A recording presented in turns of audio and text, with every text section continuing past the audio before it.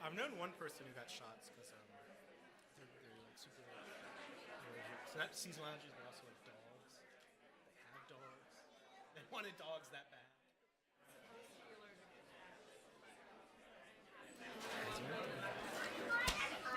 Have you heard about that thing with like cats? I'm Have on like the a list and I'm going parasite to defer my experiment response. with like cats. I'm Tony. Yeah, it's like one of the reasons it's like it was crazy. I forget what it's called, but it's like a whole What should I page say? everything. Yeah.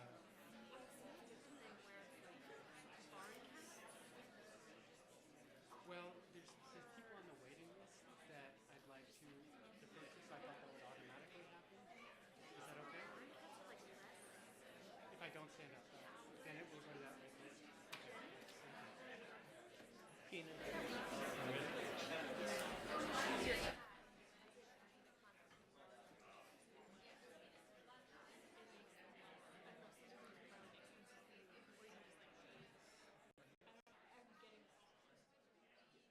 No, I haven't heard sound.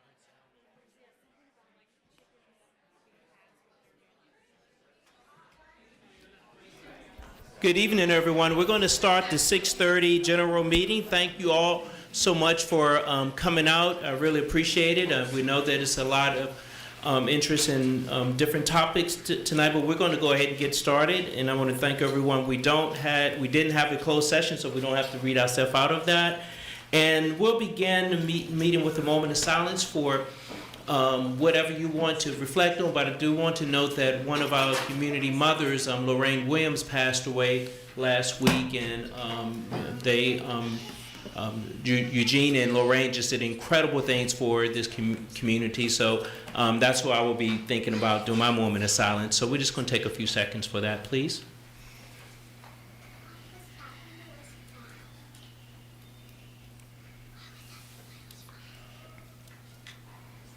Thank you all so much. Are there any announcements from counselors? So as we begin, I know a lot of people are here for the ceasefire. We received a lot of emails and calls. Well, not a lot of calls, but interest on that. And it has been added to the agenda at our 4 o'clock meeting. It was moved to the agenda, and it's going to be item number 17 on the agenda. But if you are ready to sign up to speak, of course, you can still speak on it. It's going to be not a public hearing, but a discussion. There's going to be 2 parts for the public to speak. The first 8 have been pre-slotted, and some people on the waiting list. That doesn't necessarily mean that you're going to get a chance to speak on the first time, but we're also going to have another community matters at the end of the meeting where anyone can feel free to speak at that time. So. If there are no other announcements, we do have a proclamation for Women's History Month. That I will be reading. Hello. Whereas women of every race, class, and ethnic background have made historic contributions to the growth and strength of Charlottesville in countless recorded and unrecorded ways, and whereas women play a critical economic, cultural, and social role in every sphere of life in Charlottesville, and whereas particularly important in the establishment of early charitable, philanthropic, and cultural institutions in our city, women have served as early leaders in the forefront of every major progressive social change movement. And whereas women have been leaders, not only in securing their own rights of suffrage and equal opportunity, but also in the abolitionist, emancipation, industrial labor, civil rights, environmental, and peace movements, which have created a more fair and just society for all. And whereas despite these contributions, the role of women has consistently been overlooked and undervalued in the literature, leadership, teaching, and study of American history, and it is therefore fitting that we recognize their numerous accomplishments. And whereas the 2024 theme of the National Women's History Month is Women Who Advocate for Equity, Diversity, and Inclusion, a recognition of women who are committed to embracing everyone and excluding no one in our common quest for freedom and opportunity. And whereas the city of Charlottesville reaffirms its commitment to uplifting and safeguarding women's rightful place in our history and in our society, now, therefore, the city of Charlottesville, Virginia proclaims the month of March 2024 in Charlottesville as Women's History Month. Thank you, and we're going to have Ashley, we're going to present that to Ashley Marshall.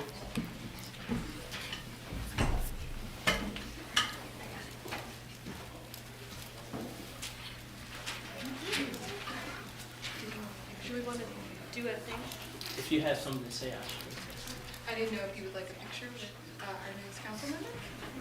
If you'd like for us to come to the front. I'll get one. This is one. You're good.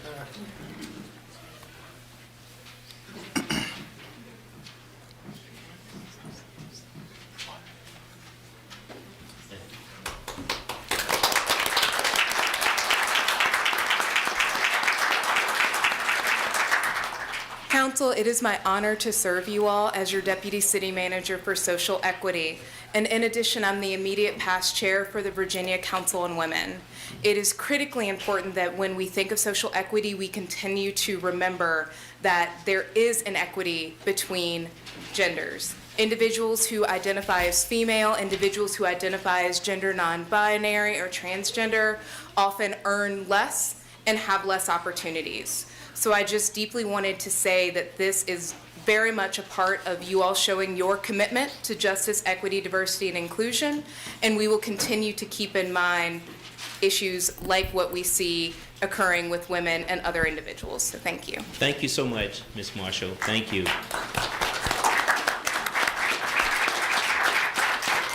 We don't have any other proclamations or announcements. Madam Clerk, will you please read the consent agenda? Consent agenda number 3, minutes, January 2nd meeting, January 9th, Joint Council Planning Commission meeting, March 7th, budget work session. Number 4, ordinance for creating Shenandoah Mobile Franchise Agreement, second reading.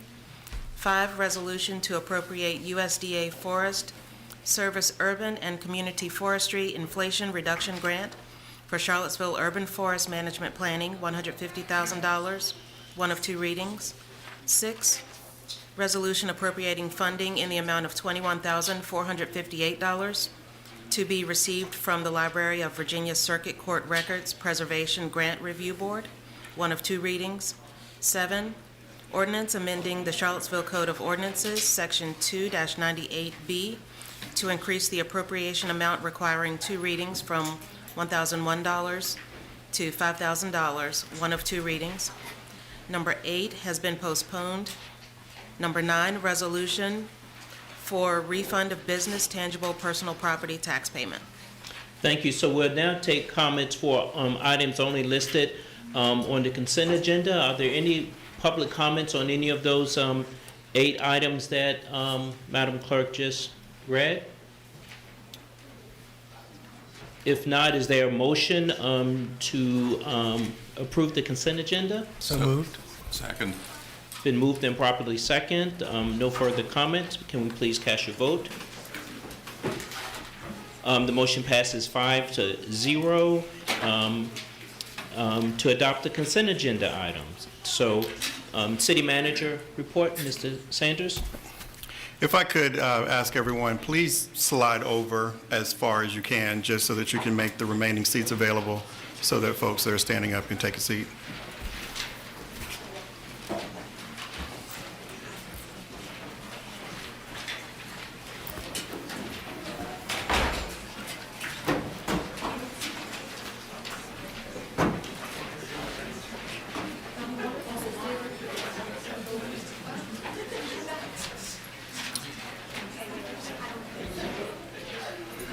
All right, so I'm going to run through a few items. I'm going to actually start with Deputy City Manager Marshall. Let this be her night and give her a moment to share good news for the city as well.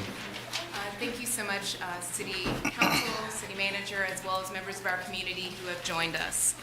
It's my honor to announce that the City of Charlottesville's Office of Social Equity applied to participate in the 2023 National League of Cities Capstone Challenge that paired us in a competitive process with an organization called City Health Dashboard. City Health Dashboard works to measure and map health outcomes in communities, including ours, as we were one of the first small cities to be added to their map in 2022. City Health Dashboard's team actually won the challenge using work that they did not only for the city of Charlottesville, but for Houston, Texas, and Rochester, New York. And their work focused on looking at potential connections that historic housing segregation may have on modern health and economic disparities. If any member of the public is interested in the city manager's report, there is a link to the final report specifically discussing their work. And you can also find any key health outcomes for our community on their website. But we're very thankful for their work and plan to use it to assist not only the city manager, but council in their needs to think through how we may equitably look at public health. Thank you. And we just got the report on different grants and stuff at the 4 o'clock meeting, so this is a perfect example of keeping track of those things. Thank you so much. Looking forward to hearing how that progresses, so thank you. Hopefully, we'll be able to apply for some grants as a result of that honor as well. Just a few quick things that some of you as council members have asked for updates, just to provide additional input to or details to the public. Some project updates. I celebrate everything, small and large, so small things. There's been a missing sidewalk section along Elliott Street near Ridge Street. Some of you may be very familiar with it. It was like, why was that? Well, it's no more. There's a sidewalk there, so I'm celebrating that has finally been done. Small things add up. Yes. Along with getting the East High section of sidewalk done not too long ago. We're basically just celebrating at this moment that we've been working on process, and as we worked on process, that actually leads to progress. We're getting things done, so we have some positive things that are happening there. There is a public involvement meeting Wednesday, March 27th at 6 o'clock at Fry Spring Beach Club. This is to provide public engagement around the Stribling Avenue corridor. That has been a project that we've talked about for quite some time, about bringing a sidewalk section there. A much needed sidewalk there. It's a very complicated project. It's going to be a very expensive project, but we, myself and our now Public Works Director and our mayor at the time, went and stood before the group and said, we'll be back in March. We're, 4 days before we run out of time in the month of March, but we got it scheduled. And the important moment is that we will be able to demonstrate for the public that we have figured out what our various options are, and then get that community feedback as we make a decision on which way to proceed in getting that project done. Can you So repeat the time and Sure. date? Wednesday, March 27th at 6 p.m. at Fry Springs Beach Club. In addition to that, just some recent news, just adding a little bit more detail. There's been coverage about the Ragged Mountain Reservoir and the resolution of our disagreement with the county. Just adding additional details for the public to understand that there was conflict between the city ordinance and the county ordinance. The county ended up filing a lawsuit against the city. We defend all lawsuits, no matter who is a friend or not, and in that matter, we lost. We tried to appeal as well, and our chances were not looking very good in that sense. And under advisement of counsel and legal, we were able to move forward to resolve that matter and allow the counties opposing the ordinance that we had filed stand. We had since acquired the Hayward Community Forest property to provide additional recreation that is now not available at the reservoir. So we hope that that provides the additional detail that some members of the community were looking for as to why we're where we are and how we resolve the matter. Also, an update on the Belmont Bridge. There was a front page story giving you a whole lot of details on that. After many years of delay, and more lately a few months of delay, we're on track. It's going to be done June. I'm saying June, July, because weather could always change anything. But June, July, the project should be finished. You'll see that it looks to be close to finish well before the June or July date. There's more work underneath the bridge that still needs to get done, which is why that is the deadline that's been set. Also, just give some advance notice to some upcoming critical topics that will be covered in council's work session. April 1st, Chief Kochis will come before council and give an update on the flock system. It is not active in Charlottesville. Please hear me. It is not active in the city, but it's being discussed. So the chief is going to bring back the work that he's done to engage the community around that subject on April 1st during their work session. And then I've asked our Public Works Director to come before council May 6th to give an update on the VDOT portfolio. That is an important management program that we have with the state where we do our transportation work. We've had some various challenges with that program. We've done some serious work to improve how we're performing, and I've just asked Stephen to come before council and provide you an update and allow you to ask any questions that you may have in regards to that. And then the last reminder, and I'll say it twice, Community Budget Forum is this Thursday, 6 p.m. at City Space. I presented the budget to council on the 5th. We have some matters regarding the budget tonight, but the Community Budget Forum is your moment to talk to council directly about what you've seen as proposed for the budget and to give them any feedback and guidance as it relates to pulling together the formation of the budget, which will be considered for adoption April 9th, unless this body changes the date, which you only have about 6 days that you could change it to, but still. But a reminder, Community Budget Forum is this Thursday, 6 p.m. at City Space, and we welcome any members of the public to come and share your perspectives on that matter. That is all that I have. Okay, thank you very much. Any questions or follow-up for Mr. Saunders? We're now at the moment for first time for public matters, and there are 8 pre-registered speakers, leaving slots for 8 additional speakers for community matters. And if someone is here from the first 8 and they choose not to speak or not here, we'll just choose some people that are from the either waiting list or that are here today. We ask that you come up and give your name and your address, and please limit your comments to 3 minutes. And the first person on our pre-registered list is Perry Meldon.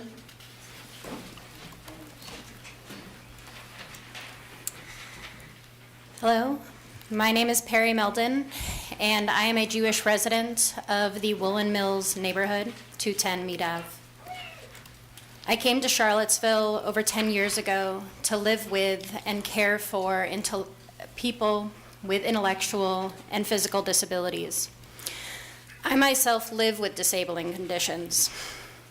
This morning, I read about Yazan, a child with cerebral palsy who lived in Gaza. Yazan lived with his mother, father, and siblings in a makeshift shelter. Yazan starved to death. That was 2 weeks ago today. He was 9 years old. Yazan could not speak as we do, though he expressed himself with smiles and claps. His parents ensured he had access to breathing machines, IV drips, and nutritious food. That is, until the Israeli government deprived him and millions of Palestinians of their basic rights. I speak out today as a Jewish American, a disability rights activist, and a concerned citizen of Charlottesville. Reading about Yazan, I am reminded of the people I have lived with and cared for, and that we do not choose where into the world we are born. Reading about Yazan, I was again outraged that my tax dollars support Israel's genocide upon Gaza. Reading about Yazan, I grieved because my Jewishness is publicly perceived as somehow inextricable from the nation of Israel and the disabling violence it has inflicted upon Palestinians. I am here tonight to tell City Council and my fellow residents it's not anti-Semitic to speak out against Israel's atrocities against the Palestinian peoples. Our people, Jews, have endured genocide, and we must call it out when we see it. Israel has long ran an apartheid system in Gaza and the West Bank, and while some in City Council may say this is not an issue of Charlottesville's, the city's silence on the matter implicates us all in perpetuating violence. Instead of the more than $106 million that Virginia spends on Israeli military, we could reallocate Charlottesville's contributions toward free or low-cost health care, expanding affordable housing, and community-based public health.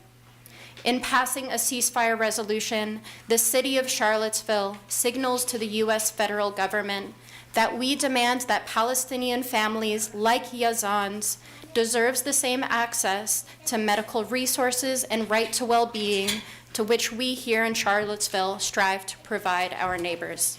Thank you.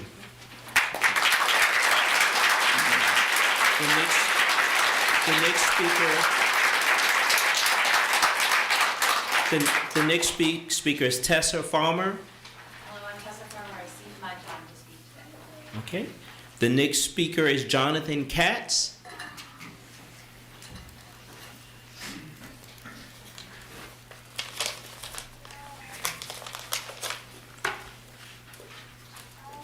Hello, my name is Jonathan Katz. I'm a member of Congregation Beth Israel and part of the Charlottesville Jewish Organizing Collective.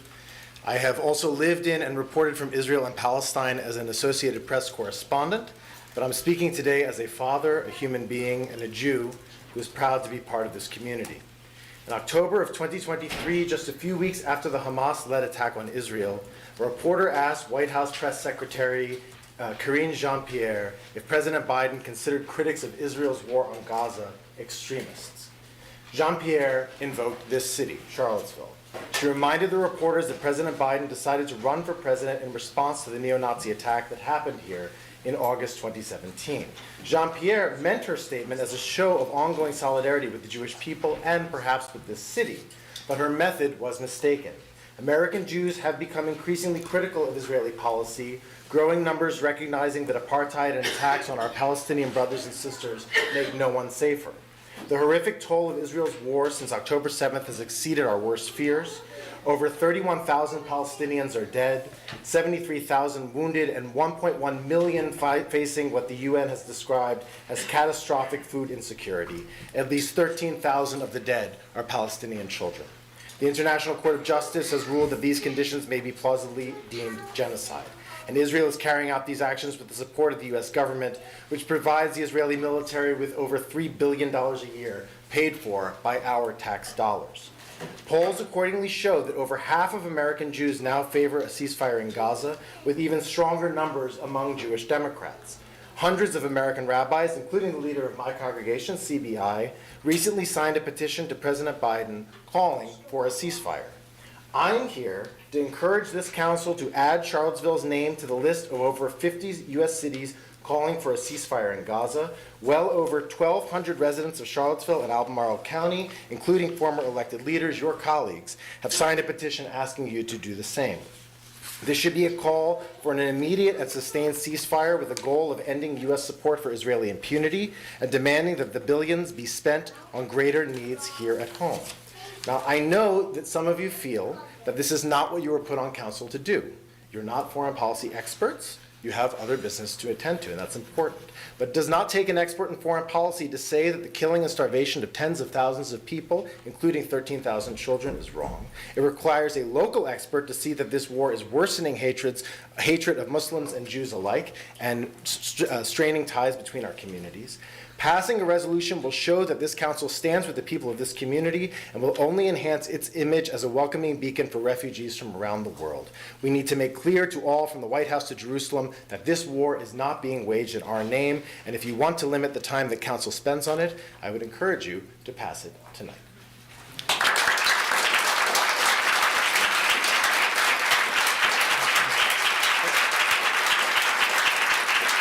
Thank you. The next speaker. Sorry, Mayor, if I could submit to you the petition that we've collected. Leave with the clerk. Oh, the petition, not the resolution. Yeah. Thank you. The next speaker is Kate Lambert.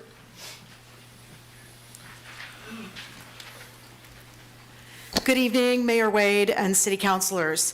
I'm Kate Lambert. I live at 1227 River Vista Avenue in Charlottesville. I'm here tonight in my capacity as CEO of Boys and Girls Clubs of Central Virginia.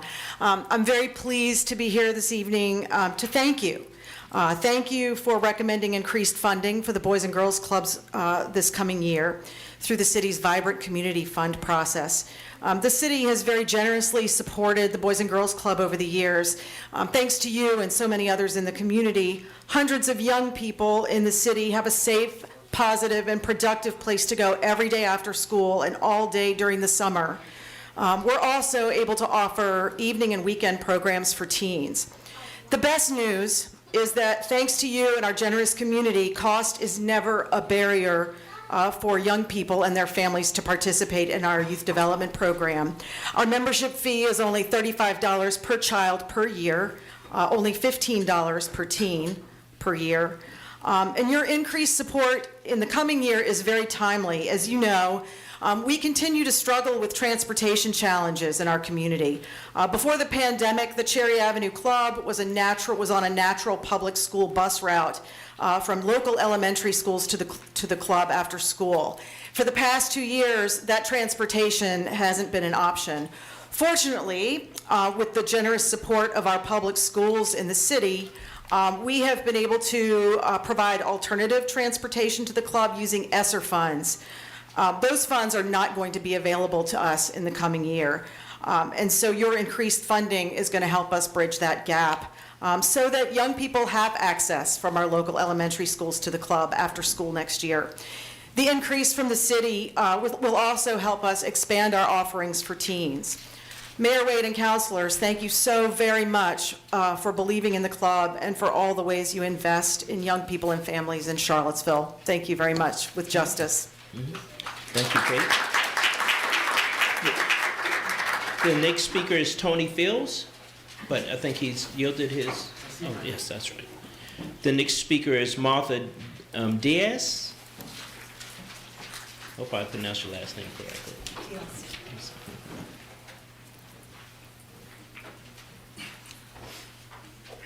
Good evening, Mayor Wade and council members. I'm Dr. Martha Diaz, and I'm here to urge you to pass the resolution calling for an immediate ceasefire in Gaza. After the Hamas war crimes of October 7th, in which approximately 1,200 Israelis were killed, the world has witnessed more than 5 months of Israeli army war crimes.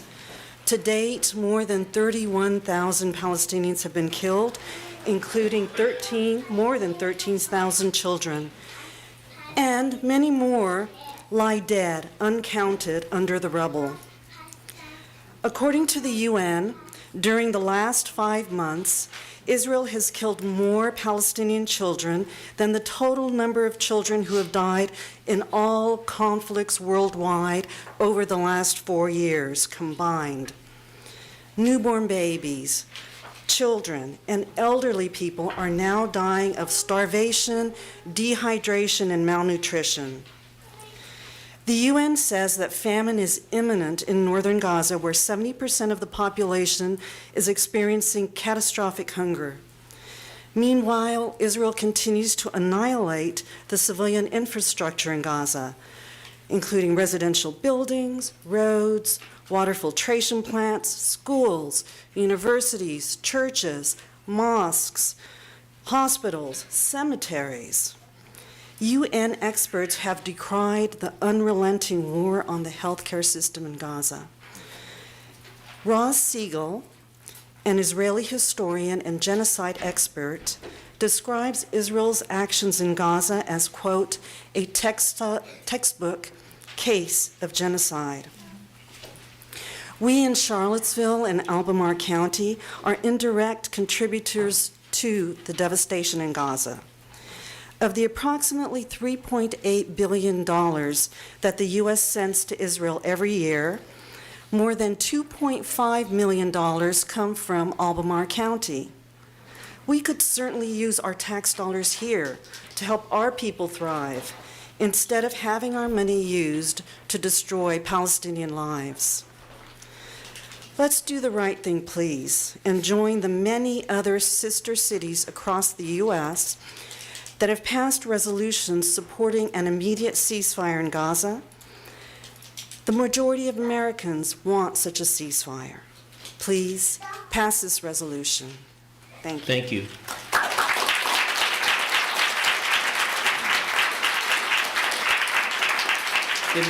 The next speaker is David Swanson.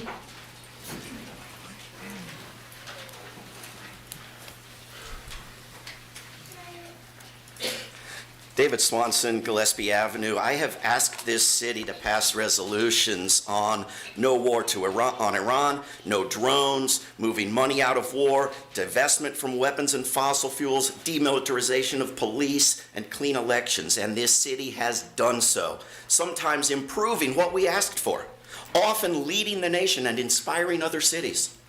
Local and state governments are supposed to represent constituents to higher levels of government, as allowed under Clause 3, Rule 12 of the Rules of the House of Representatives, also known as the Jefferson Manual, because of who created it.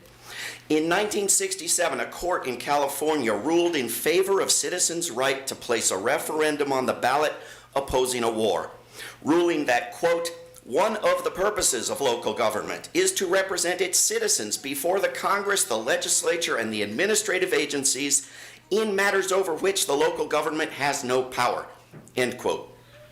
This approach has contributed to ending U.S. slavery, South African apartheid, and a nuclear arms race. Do not tell those of us who elected you that we did not elect you to do this. We most certainly did.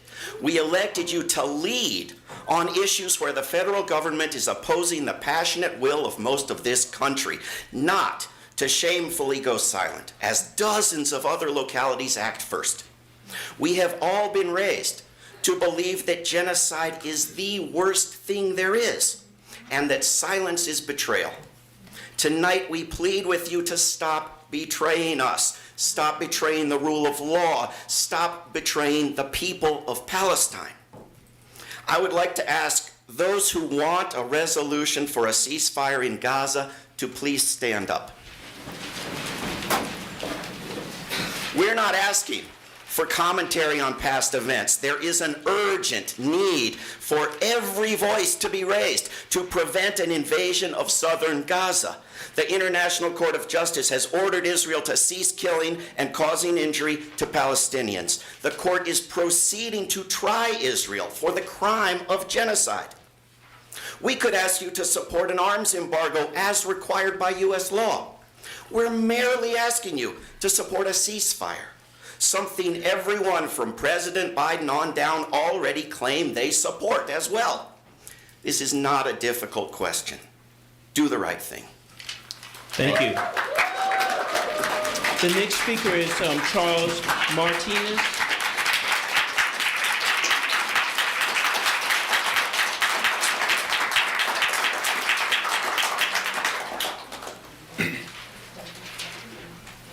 Hell of an act to follow.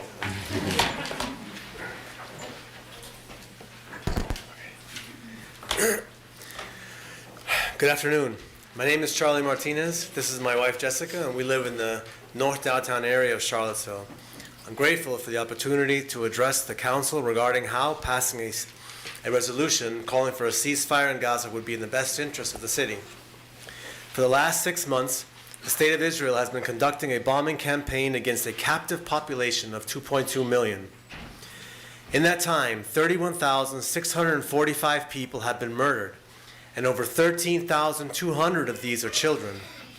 This comes out to 81 children a day, every single day for the past 6 months.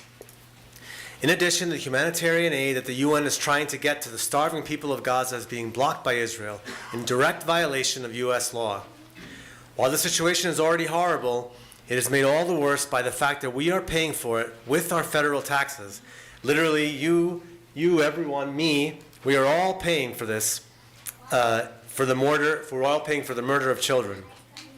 Since 2019, the U.S. has given $3.8 billion per year in military aid to Israel. The majority of this money comes back to U.S. bombs and weapons manufacturers. The only way to achieve a ceasefire with the goal of halting the murder of children and returning Israeli hostages to their homes is to discontinue this military aid to Israel. So, what does this have to do with Charlottesville? Well, in Charlottesville, Virginia, out of all that money a year, $706,555 to Israel's weapons could instead fund a variety of other programs. 83 households with public housing for a year, 245 children receiving free or low-cost health care, 7 elementary school teachers, 2,011 households with solar electricity produced for a year, or 18 students with their student loan debt canceled. Public polling indicates that federal policy is far askew from popular opinion. Many polls have shown that the majority of voters favor a U.S. call for ceasefire, and yet our federal representatives are either too scared or too greedy to do their one job. However, you are much more likely to make decisions in the interests of your constituents, or I believe so anyways, than our federal representatives are. Maybe individual Americans each have a non-significant impact on public policy, but together as a city, our impact is much stronger. Imagine if a majority of cities across the country passed ceasefire resolutions. How could our federal representatives begin to justify their actions? Staying silent is not a way out of controversy. Rather, it emboldens those who would harm vulnerable communities. By not speaking up, this city is tacitly saying that it will tolerate violence against those who have less influence and resources to protect themselves. Ceasefire now. Viva Palestina. Ceasefire now.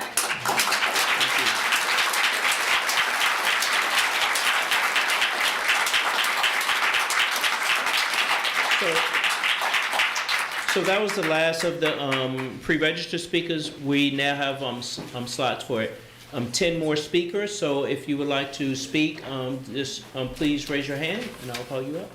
Sir?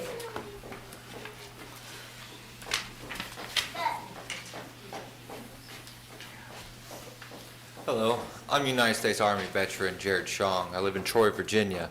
And after my findings of going through what I was going through with my child, as far as law, I found that the legislative retirement program is attached to child support, TANF, and food stamps. Not only that, but I found my oath being infringed upon, the one I took when I first served. The word accept, which I found that a lot of White House people don't when they come out, they don't know what that word means. EXCEPT. That means other than and not including. I found that the 13th Amendment has that same word in it. When it describes the abolishment of slavery, except for, yes, it might be crime and punishment, that also means that you can tell me what crime that is, you can tell me what punishment that is, whatever you seem fit. I also found that you don't always have to be duly convicted to go to jail. Now, even if you're found innocent of a crime, therefore somebody's guilty of false imprisonment. Somebody's also guilty of your 8th and 13th Amendment violations. How I know this is it actually happened to me, where I was presented in court without my lawyer being present. That prosecutor was trying to get me to take a deal. I also found that others have taken said deals that are now felons when they were innocent, just because this is the best that we can do for you. Here, say you're guilty, and then we'll get you out of jail right now without fighting. That is restriction of freedom. That is also the definition of slavery. So if we abolish slavery, have a ban on slavery, then why does it still exist by our 13th Amendment? Not only that, but our 16th Amendment states it's our burden to bear, to pay for that. So if we have a ban on slavery, yet we still allow it by the 13th Amendment, then that means there's 559 years of oppression for one of our divisions of skin color, 159 for all. So that is also an infringement upon my oath. So I'm just curious, what are y'all going to do about that? Thank you. Are you finished, sir? Thank you. Is there someone else who would like to speak? You, sir. No. Well, we would take two off the line. yeah. Mm-hmm. Yeah. So we have room now for 9 more. So if you pre-register and you were on the wait list, that doesn't automatically mean that you get time to speak. Only the pre-register 8 definitely get a chance. So thank you. Am I okay? Yes. Okay. Hi, my name is Michael Kevaney. I am a restaurant owner here in Charlottesville, small family-owned restaurant, and I'm here to just kind of ask you guys to really consider the big picture when it comes to raising the meals tax. Restaurants, man, we've had a hard time, as I think you know, and it's really difficult, for one, getting through COVID, but the after effect of COVID, many restaurants are suffering to staff. That's why restaurants are closed 2-3 days a week as opposed to one where it used to be the norm. The product that we're bringing in to try and sell has doubled. Well, we can't double our prices on the menu or we'd be out of business. So the margins were already really slim in restaurants. Now they're even slimmer. And, raising the meals tax would really hurt us further. And I think that the restaurant industry is really good for Charlottesville. It's coveted, it's talked about in magazine articles in DC and this and that. It brings in people, it brings in money. We do good for the city. I think the meals tax raised over $24 million last year alone. So I think the problem that I have is I get yelled at sometimes by customers that think that that's my tax. You know, they think that it's a line on their final bill. Now, they've had a wonderful night out, they're happy, and then they get their bill and they see this meal tax. And I get yelled at one time, and the guy left and told me he'd never come back to my restaurant because I put a meals tax on my bill. And I was trying to explain to him it's not my choice, but he wasn't listening because he was too angry. So and that's just one example. I do hear it a lot. So I'm not just asking on behalf of restaurants, but on the people that go to restaurants.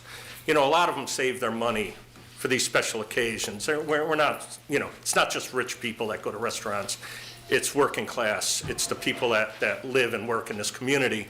And they save their money and come to enjoy their special occasions in my restaurant and in other restaurants. And, you know, to raise what they're shelling out already for a nice night out is hard on them. It's hard on us. And I think the big picture is we're going to lose some of that business. You're all going to lose some of that revenue and taxes. And so I just kind of urge you to look at the big picture and, you know, try to not only help us restaurants, which I think we kind of could use it at this point. You know, we still pay for our trash to be picked up, which after raising that much in revenue, you know, I kind of have a problem with, but that's not what I'm talking about tonight. But just to help us out, help our patrons out, please reconsider, you know, keeping the meals tax what it is and not raising it. Thank you. Thank you very much. You go to the back row here. You know. Then I'll get over here.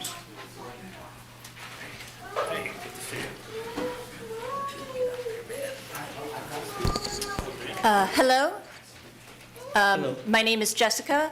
I was just standing here with my husband. I live in 411 Lexington Avenue near downtown Charlottesville. And I just wanted to thank the Charlottesville Jewish Organizing Collective for putting the ceasefire resolution together. And already many wonderful speakers have come up here to give compelling reasons to support the ceasefire. But I just wanted to have everybody here today just take a few seconds to hold the lives of those lost and the lives of those who will be lost every day and the lives of those who will be lost tomorrow in their hearts. What would you do if you knew that your money was funding a mass shooting of children, where 80 to 100 children were dying a day, that your money was buying the guns, that your money was buying the bullets? And how could you handle that, right? I'm sorry I'm getting emotional, but it's just, there are people in Palestine who have lost their entire families. 30, 40, 50 people and their entire family have been killed. And I know what happened on October 7th was horrible. Yes, this was a horrible attack against Israeli people that should be condemned. Innocent people should never be murdered. There's a quote in the Quran that says to take the life of one is to take the life of the entire world, and to save the life of one is to save the life of the entire world. So Islam is not a religion that permits the killing of innocents. However, it's not like the only choice is between not doing anything and genocide, right?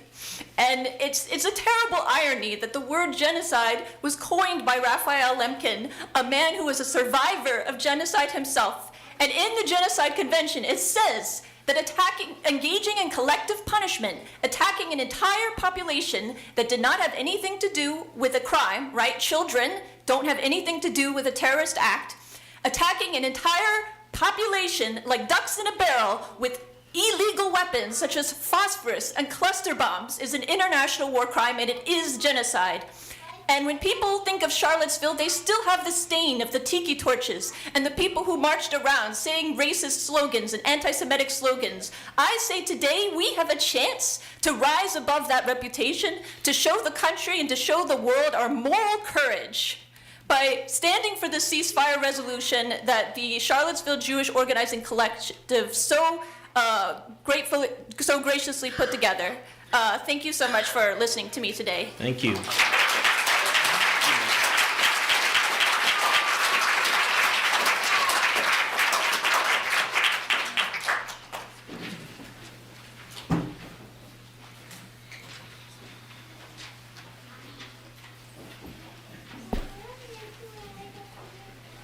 Good evening. My name is Holly McKasick, and I have been a resident of Charlottesville for 14 years. I'm here tonight to ask the Charlottesville City Council to pass the proposed ceasefire resolution that has been brought forward. According to Oxfam, since October 7th, over 31,000 Palestinians have been killed in Gaza, 80% of which have been women and children. Another 74,000 have been grievously injured with almost no access to any sort of medical care. The rest of the population of over 2 million people, the majority of whom have been displaced, are at extreme risk of disease and starvation. Tens of thousands of children have been maimed and orphaned with no surviving family. It's also worth noting that prior to October 7th, 2023 was already on record as the deadliest year for Palestinians in the West Bank. The violence, oppression, injustice, socially, politically, economically, that the Palestinian people have faced for decades has been long ignored at best and sanctioned, encouraged, and condoned at worst. It's also worth noting that the only time during the last 5 months that a significant hostage release has occurred was during a negotiated ceasefire. The U.S. provides in excess of $3.8 billion to Israel every year, much of which has gone directly towards their military and economy. An additional $14.3 billion in American taxpayer funds has been requested to support Israel's assault on Gaza. At a time when affordable housing, inflation, underfunded public education, excessive healthcare costs, and so much more face the American and Charlottesville taxpayers, it's obscene to siphon more money to be used to perpetuate a military assault, the likes of which has no comparison in scale of destruction in modern times. This is even more so true when polls show that a majority of voters favor a U.S. call for a ceasefire. The notion that a resolution of this type is beyond the scope of what a city council is responsible for has not been shared by currently 70 other U.S. cities that have passed similar resolutions. If corporations like Northrop Grumman, which produce sophisticated electronic systems for the defense industry, can operate on Charlottesville soil, then outsource their weapons of war to the front door of the Palestinian people, then surely our call for peace, justice, and humanitarian assistance can do the same. I'm speaking tonight not as a courageous member of the multiple Jewish organizations that put forth this resolution or as a member of the Palestinian diaspora. I don't speak as a politician with complicated connections to special interest groups. I speak as a member of our shared humanity, a position we should all take, not just as individuals, but as governments. Not just our federal government, but our local government as well. The city of Charlottesville knows better than most the devastating consequences that result when hatred and supremacist ideologies are allowed to perpetuate. I believe it is therefore incumbent upon the leadership of our city to urgently make clear that Charlottesville does not merely lament the tragedies taking place in Gaza that we as taxpayers are directly financing, but rather boldly and clearly call for an immediate and permanent ceasefire, a release of all hostages, and increased and unencumbered delivery of humanitarian aid. As a city that has welcomed thousands of refugees and is home to vulnerable communities, we must be an example that the status quo will not be tolerated. As Dr. King so rightly stated in 1963, injustice anywhere is a threat to justice everywhere. We are caught in an inescapable network of mutuality tied in a single garment of destiny. Thank you very much. I'll give another person from over here.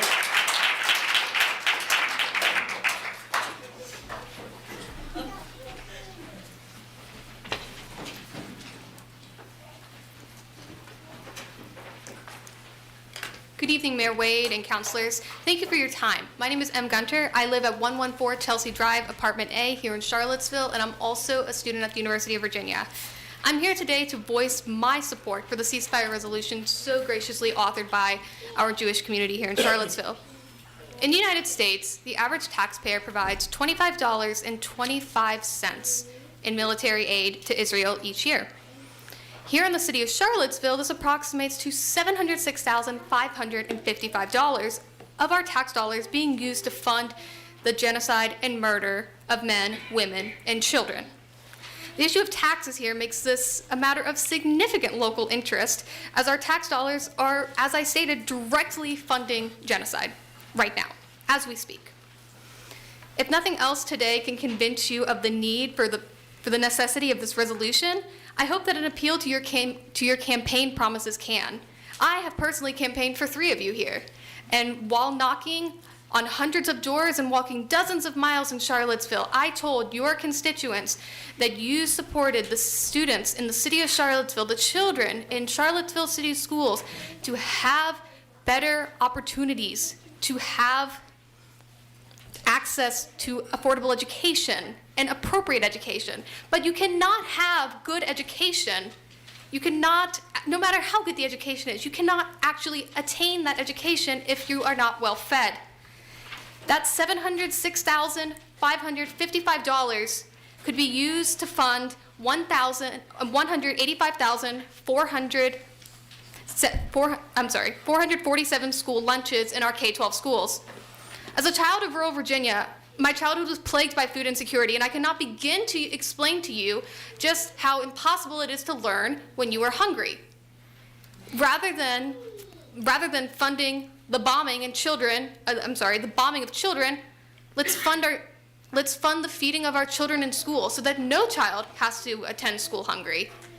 And deliver on your campaign promises that I walked over 100 miles to your constituents and to get you elected right here today. Thank you. Thank you very much.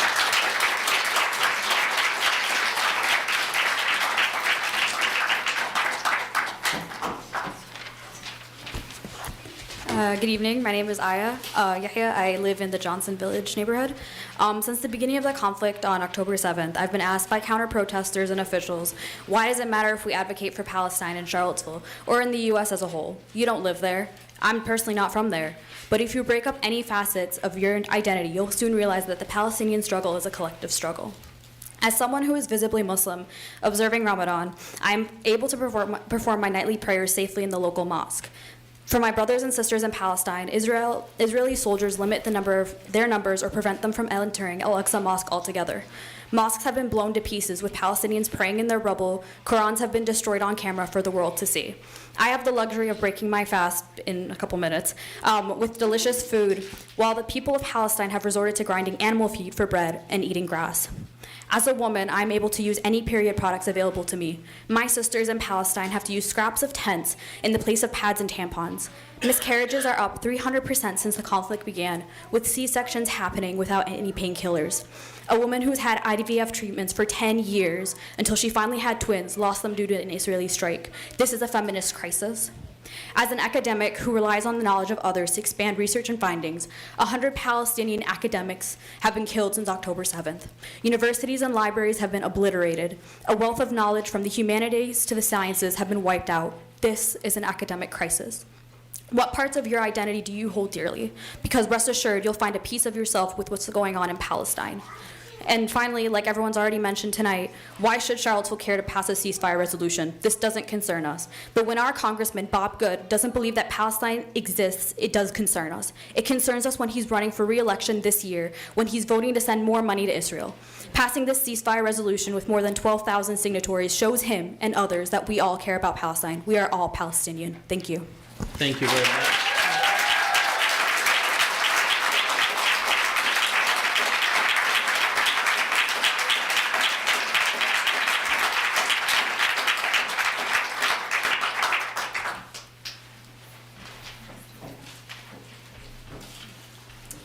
Hi, I'm Laura Goblat, and I live on Druid Avenue in Charlottesville.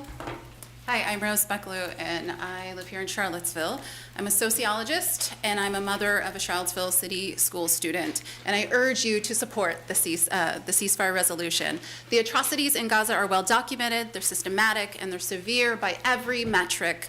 Over the last 163 days, 25,000 children have been orphaned. To put this in perspective, Charlottesville City Schools has about 4,300 students. So imagine if every child in our schools had a parent killed and then multiply that by 5. But it doesn't take much for you to imagine children in our schools that come from quote unquote war-torn places. Charlottesville is home to many refugees, Palestine included. So why is this important to remember? Because Charlottesville is a global community. We are not an island. I hope you can see that this resolution is a local issue. So what's local about this? Our tax dollars are funding a genocide. Others have said this, but by funding this genocide, we're diverting money that could strengthen our communities here. With this resolution, we have the opportunity to signal to the nation and our elected officials where we stand. As a sociologist, I have to bring into the conversation and research that shows when violence in the Middle East increases, so does the rate and incidence of hate violence against Arabs and Muslims in the U.S. The longer the siege on Gaza, the more incidents of hate violence we will see. To that, there has already been a rise in anti-Palestinian, anti-Arab, and anti-Muslim racism and dehumanization across the nation. And this resolution is a tangible effort to signal that we as a community care about the safety of others. And this resolution is important locally because members of the Charlottesville community have been personally impacted with family, loved ones, and friends among those killed, missing, or injured. This resolution addresses them.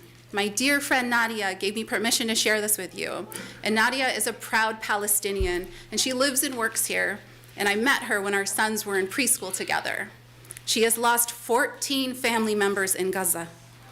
14 of her family members have been murdered in Gaza, and that includes her beloved 84-year-old aunt, many cousins, and the children of those cousins, including a 5- and a 3-year-old.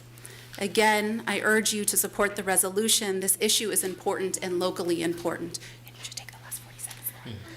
I'm just here to say that I attended a synagogue in New Jersey that was founded by Albert Einstein after he refused to work on the Manhattan Project because he opposed all weapons of mass destruction, and he was a refugee from Germany living at the grace of the United States government to do their bidding, and he knew that endangering others would not bring safety to anyone, and so he refused. And that is the tradition we're living right now. We support our community. We do not commit genocide with our dollars. Thank you.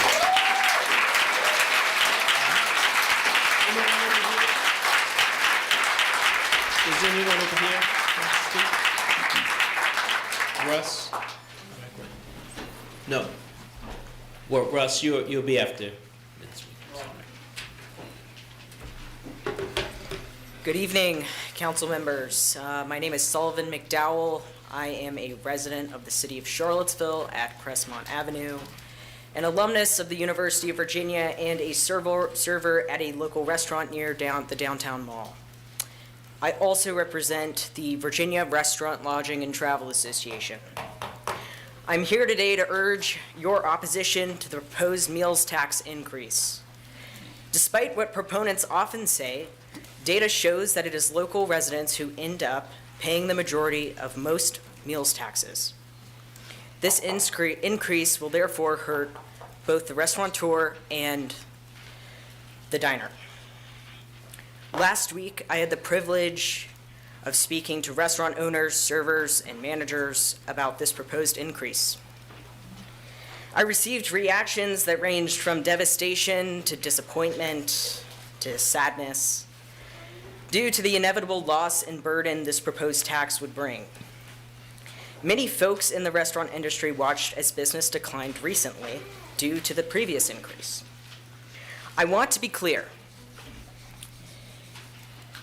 This proposed increase would affect everyone in Charlottesville. With a higher meals tax, less Charlottesvillians will dine out, causing restaurants to cut costs, lay off employees, and potentially shut down altogether. With this increase, Charlottesville residents could lose some of their most cherished establishments. I hope you will consider the impact that this proposed tax increase will have on our restaurant workers, owners, and everyday families in Charlottesville. I ask that you vote no on this proposed tax. Thank you for your time. Thank you very much.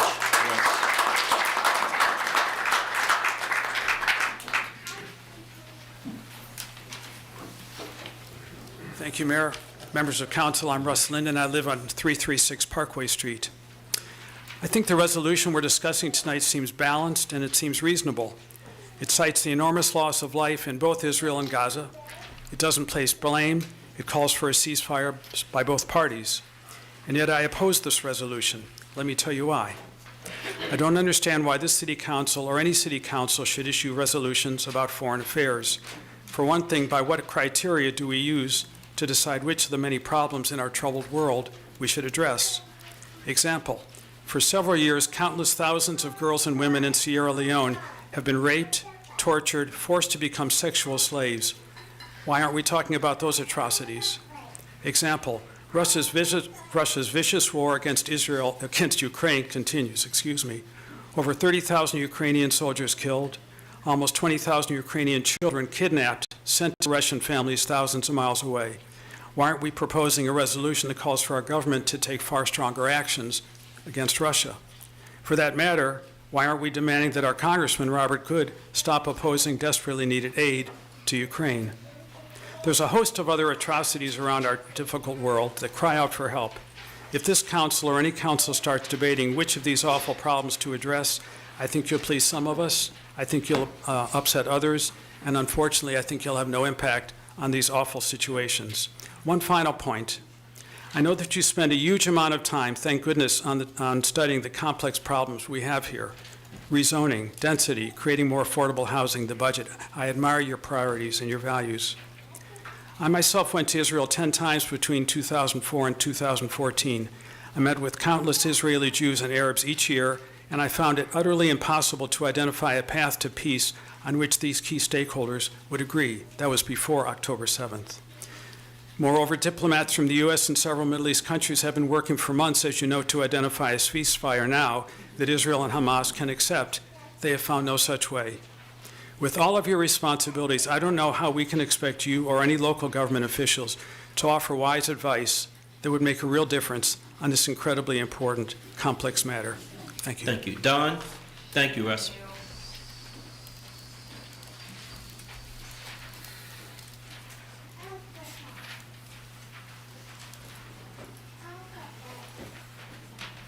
Thank you. Good evening. Yes, good evening. Didn't mean to, but I also come down in support of the resolution just for the mere fact that war is wrong. Regardless of who wages it or who participates in it, war is wrong. I also wanted to speak tonight to ask the council to stand in support of those folks over at the university, specifically the DEI employees, Division of Equity and Inclusion, that have been targeted here just recently by that demonic presence of the ideology of white supremacy yet again. It's visiting us yet again. And if you remember from 2017, that fateful murderous weekend started at the university. So I just want us to be mindful, I want us to be aware, and I want us to do whatever we can to support and be ready for whatever might be coming. We've got some roughly 230 days until the election. And one of those individuals, if you will, has already stated that if he does not win, if his ideology does not win, it'll be a bloodbath. So we just need to be prepared. We need to be vigilant. We need to be on guard, if you will. But whatever we can do to support that entire department at the university and the individuals that work therein, I think we need to be prepared to do it individually and collectively. Again, saddened to hear about the loss for the community of Miss Williams, and I pray she rests in peaceful power. I'm hoping that the city is going to do something to recognize the family's donations to this community over the course of their lives.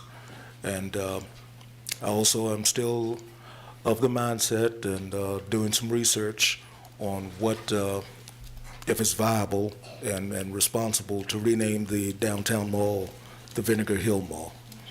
If anyone wants to give me any information on that or meet with me on that, I'll be more than happy to. Thank you all for your time. Thank you, Don. We have time for one more speaker.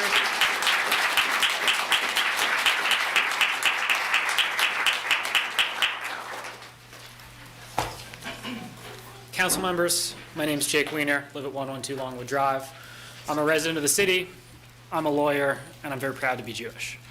Now in my practice, I advocate for civil rights and privacy protections for immigrants, and in my free time, I tutor English for refugees.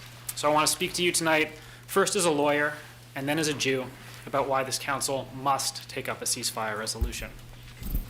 And I want to remind you all that you're well within your authority and your duties to pass resolutions on matters of urgent national and international concern. especially where those matters deeply impact the city and its residents. You've heard a lot about that tonight. This City Council has passed resolutions in opposition to U.S. foreign intervention, the expansion of the national security state, and apartheid in South Africa. And I want to dig in a little bit on South Africa. No single act brought about the end of apartheid. Thousands of protests, resolutions, and boycotts across the U.S. created the political pressure to force Congress to sanction South Africa in 1986, a key part of the internal and international campaigns that brought down the apartheid state. City governments, including Charlottesville's, y'all, saw an important role in broadcasting the views of their citizens to influence national politicians. City Council can and should play the same role today.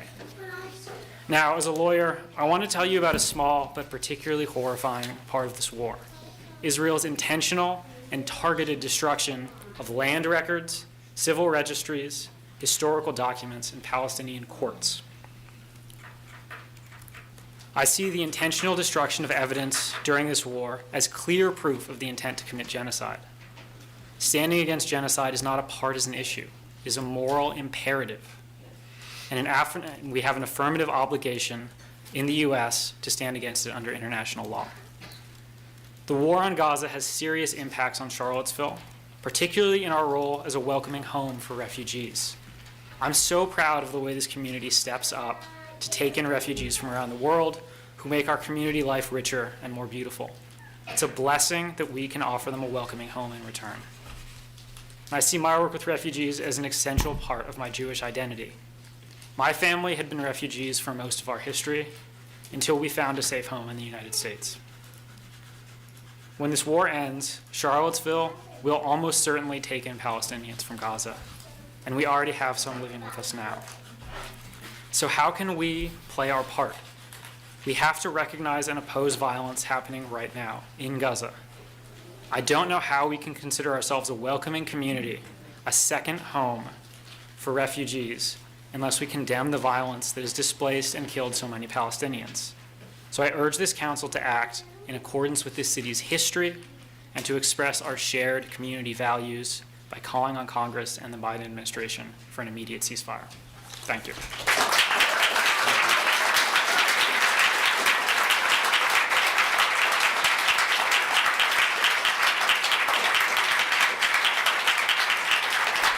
Thank you. That was the final speaker for Community Matters. There will be another opportunity at the end of the meeting. We're now on to action items. The next item is tax rate public hearing. Sam? Council and members of the public, per city charter, I, as the city manager, am responsible for bringing forward a balanced budget. In order to pull forward that balanced budget this year, I met with council in advance because, of course, the priorities that we have identified, the funds were not available to make sure that all of them could be achieved. In making the final budget presentation, council had given me the authority to move forward with planning with the tax increase. It's a series of tax increases, and tonight the public will have its opportunity to speak to council in regards to the tax items. So I'm going to briefly just touch on each one of the proposed tax increases, and then we are required to have an individual public hearing since there are 3 different tax rates that are being adjusted. So Sam, I'm sorry, sir, you're going to give a brief introduction to each? I'll do all 3, and then I'll say something before you open and close each public hearing. That way we'll meet our legal obligation. Yes. I'll give everyone a little bit of time just to...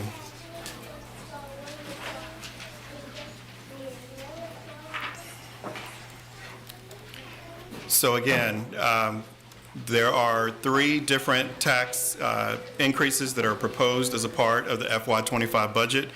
That FY25 budget goes into effect July 1st of this year. There were 3 priorities that council, 3 top priorities that council identified, which is what poses the challenge in regards to making the numbers work and why a tax increase is necessary. The first being the integration of collective bargaining, that is allowing all of our various employees to be able to pursue collective bargaining. With FY25, we will recognize 3 unions in police, fire, and transit. Implementation of comp and class, which is modernizing our pay system. It's something we've been talking about for quite some time. The city has lagged behind the market in paying its employees, and the goal is to try to make a big difference in regards to how that is happening and to make this the city an employer of choice. And then deeper support for the Charlottesville City Schools. There was a $12 million request made by the schools. When I prepared the budget, I included a $6 million allocation for schools. In the conversation with council and reaching the conclusion that we would advertise an increased tax rate, that number was increased to $7 million. So that is the number for schools at this time. So again, as per the charter, we are required to do a public hearing. So that is the background information. I'll add more details if you all have questions, but we'll go through each public hearing, the first being real estate. Okay.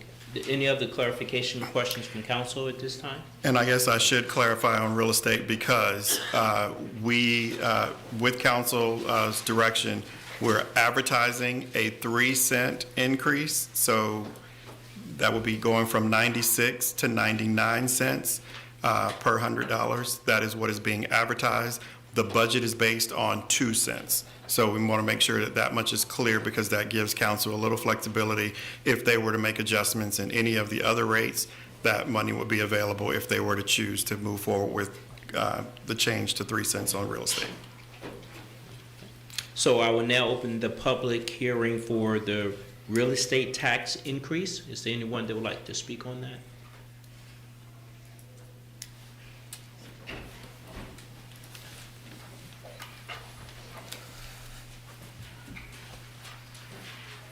Good evening, councilors, city manager.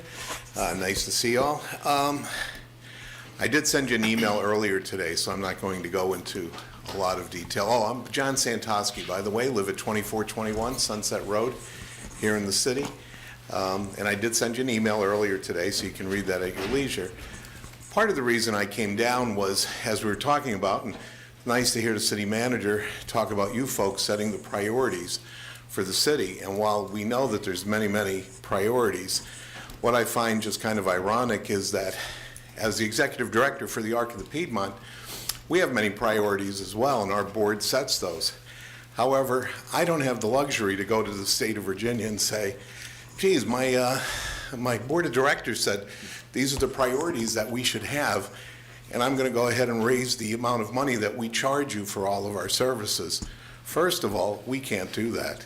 You know, we can't raise the price of a loaf of bread, you know, as they do in supermarkets. We can't raise taxes to pay for more of our services, and yet you folks can do that.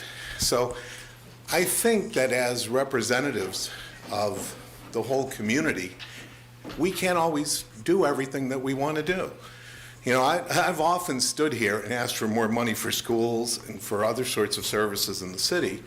But at some point, it's just baffling to me that we have real estate taxes that are going to go up and we show a surplus at the end of every fiscal year. You know, we're paying for a Buford renovation, we're paying for affordable housing, we're now going to be paying for what could be quite expensive unionization. I grew up in the Northeast, trust me, public service unions have put many of a city in the state of Pennsylvania into bankruptcy over the years.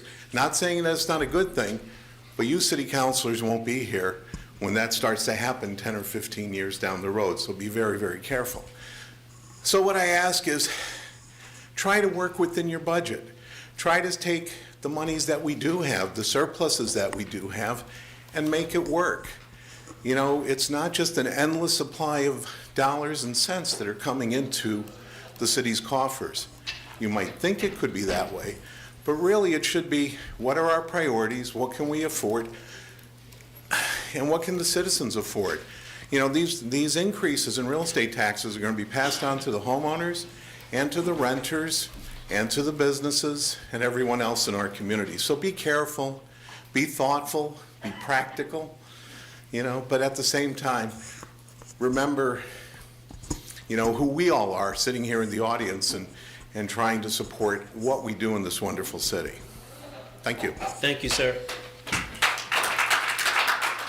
Is there anyone else who would like to speak on the tax, real estate tax proposed increase?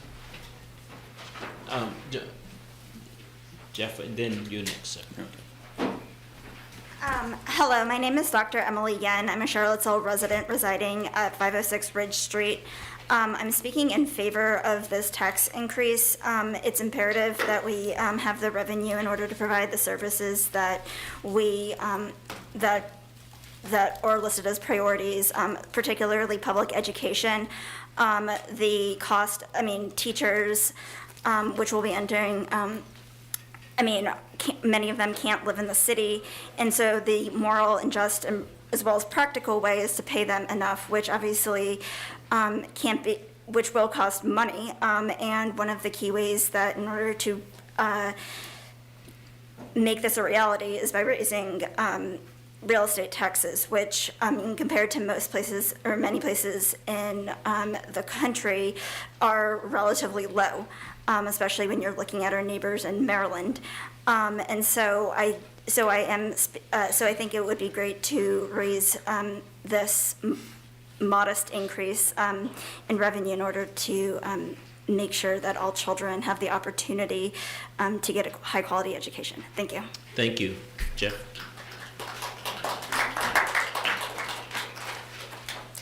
Good evening. My name is Jeffrey Fogel. I live on Cherry Avenue here in the city. I have long advocated for substantial increases in the property tax. And of course, they have to be correlated with the protection for people who cannot afford those increases. We've got two fundamental problems which I think people should be struggling against, but they're not. Number one, why do we pay for public education out of property taxes? That means that people who live in rich communities will have a better education. It's ridiculous, it's contrary to logic, and it's contrary to the needs of young people all over the country. Secondly, why is it that we cannot provide the kind of protection for people who cannot afford these increases?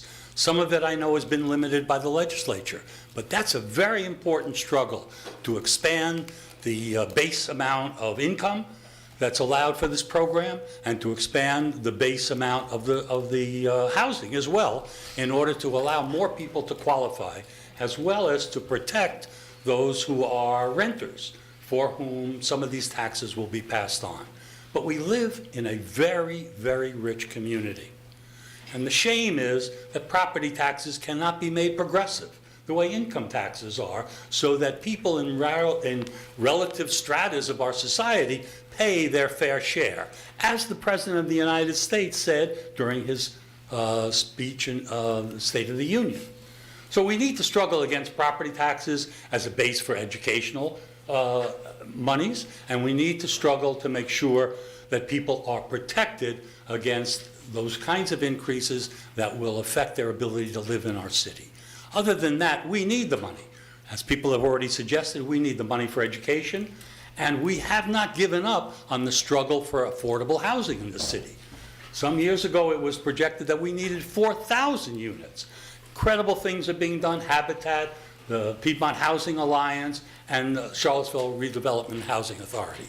But whatever they have done still does not remain sufficient to house all of the people who live in this city and who should be able to continue living in this city. And the real estate tax is one way to do that. But again, I think you ought to struggle to eliminate the property tax as a basis for educational monies, and I think you ought to struggle, if that doesn't work, to ensure that property taxes can be progressive and not regressive as they are now. Thank you. Thank you.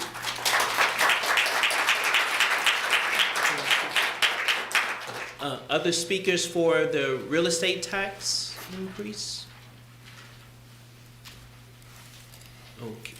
Okay, so. Close it. Okay, close the public hearing for the real estate tax increase. All right, the next item is the lodging tax increase, which would be an increase from 8% to 9%. I now open the public hearing for the lodging tax rate increase. Anyone like to speak on that?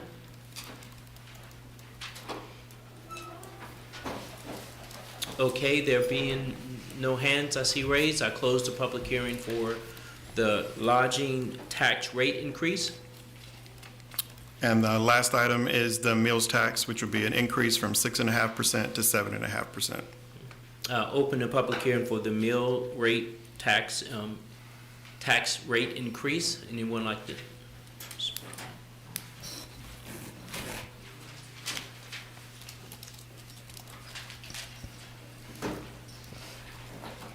Hi, I'm Roy Van Dorn. I've served as a director of the Virginia Restaurant, Lodging, and Travel Association, and as the past president of this organization. I've also worked directly with restaurants for the last 25 years in marketing to visitors.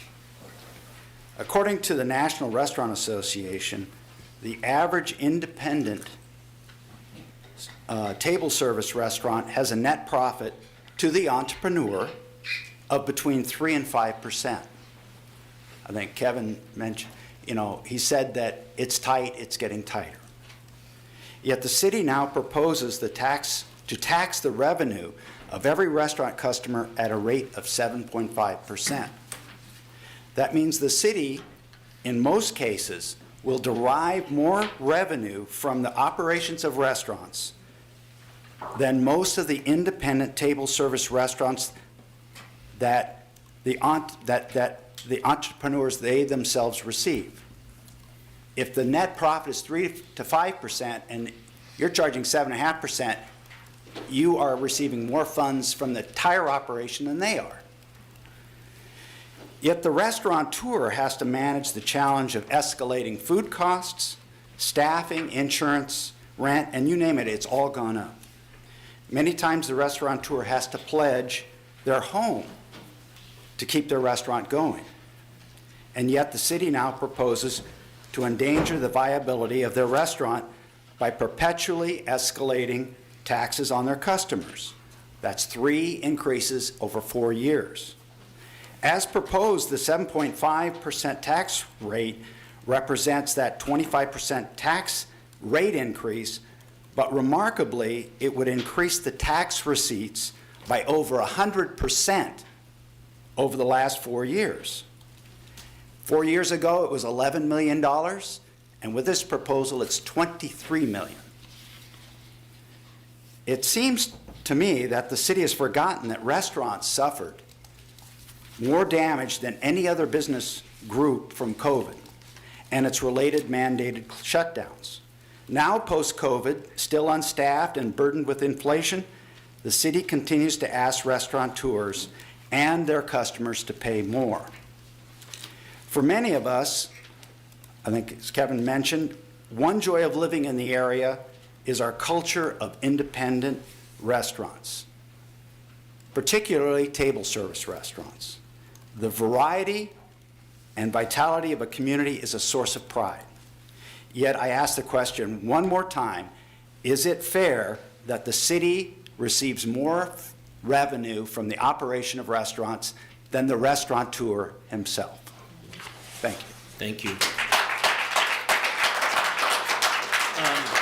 Other speakers on the tax rate for the meal rate increase?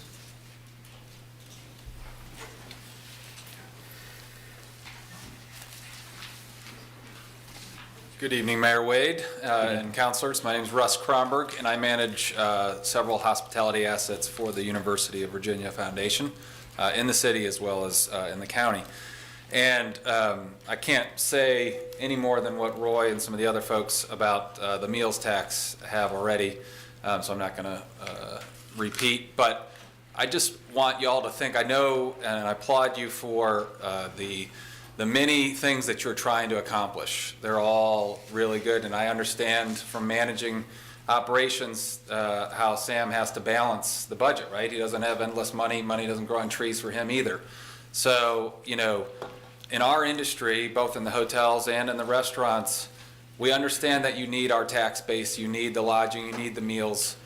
Our suggestion would be to work on how we can get more visitors to the area to help pay those taxes, whether it's through the hotels or through more dining out, more winery visits, all of those things.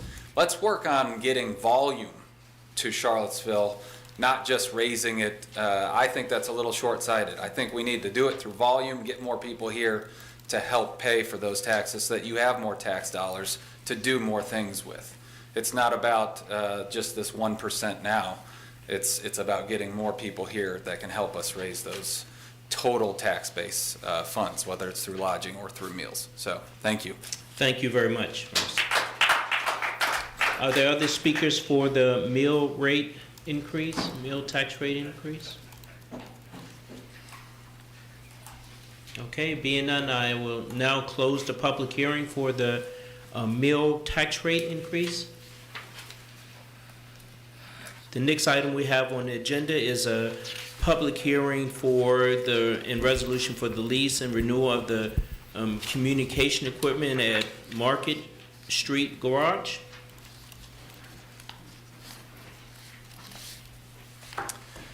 Good evening, Council. Chris Engel, Director of Economic Development. Yes, this item is a public hearing. It's a renewal of some communications equipment that has been on the garage for about 10 years. First placed on there in 2014, and it was renewed in 19. The request is for a 5-year renewal. No other changes to the lease other than a increase in the rent paid by the Cellco company, which is Verizon. It does require a public hearing as it does involve leasing city property. Happy to answer any specific questions if you have them. There is a resolution included. It has been reviewed by city attorneys as well as attorneys for the tenant. Before I open the hearing, are there questions or clarification from councilors? Just out of curiosity, what is the dollar amount of rent paid, even just like a ballpark where it's at? It's $9,000. It's going up to $9,450 for a year. Okay. Okay. If there's no other questions, I now open the public hearing for the lease renewal for communication equipment at the Market Street parking garage. Anyone like to speak on that? There being none, I close the public hearing. Is there a motion if there's any questions, no other questions for that? Yes, I would move the resolution that we approve this lease renewal for communications equipment at Market Street parking garage. Is there a second? I'll second it. Is this a one reading item? Yes. Yes. Okay. Okay. Yes. Okay. Can I ask, $9,450 it's going to, what is it now? It's currently $9,000. It's going to $9,450. It was a 5%. 5%, okay. Okay. No other questions? Please cast your vote.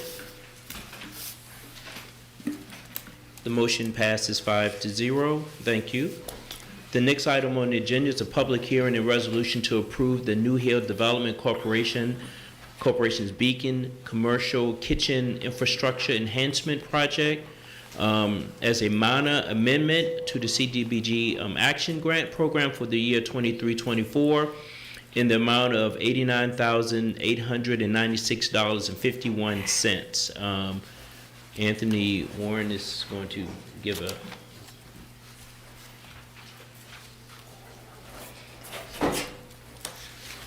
Good evening, councilors, Mayor Wade, Ms. Thomas. Good evening. It is my pleasure to be before you tonight to discuss a proposal to award previously approved community development block grant funds in support of the Beacon Shared Use Commercial Kitchen project. I'm going to try to be as brief as I can. There's a lot on the agenda, and I know you already are familiar with this project.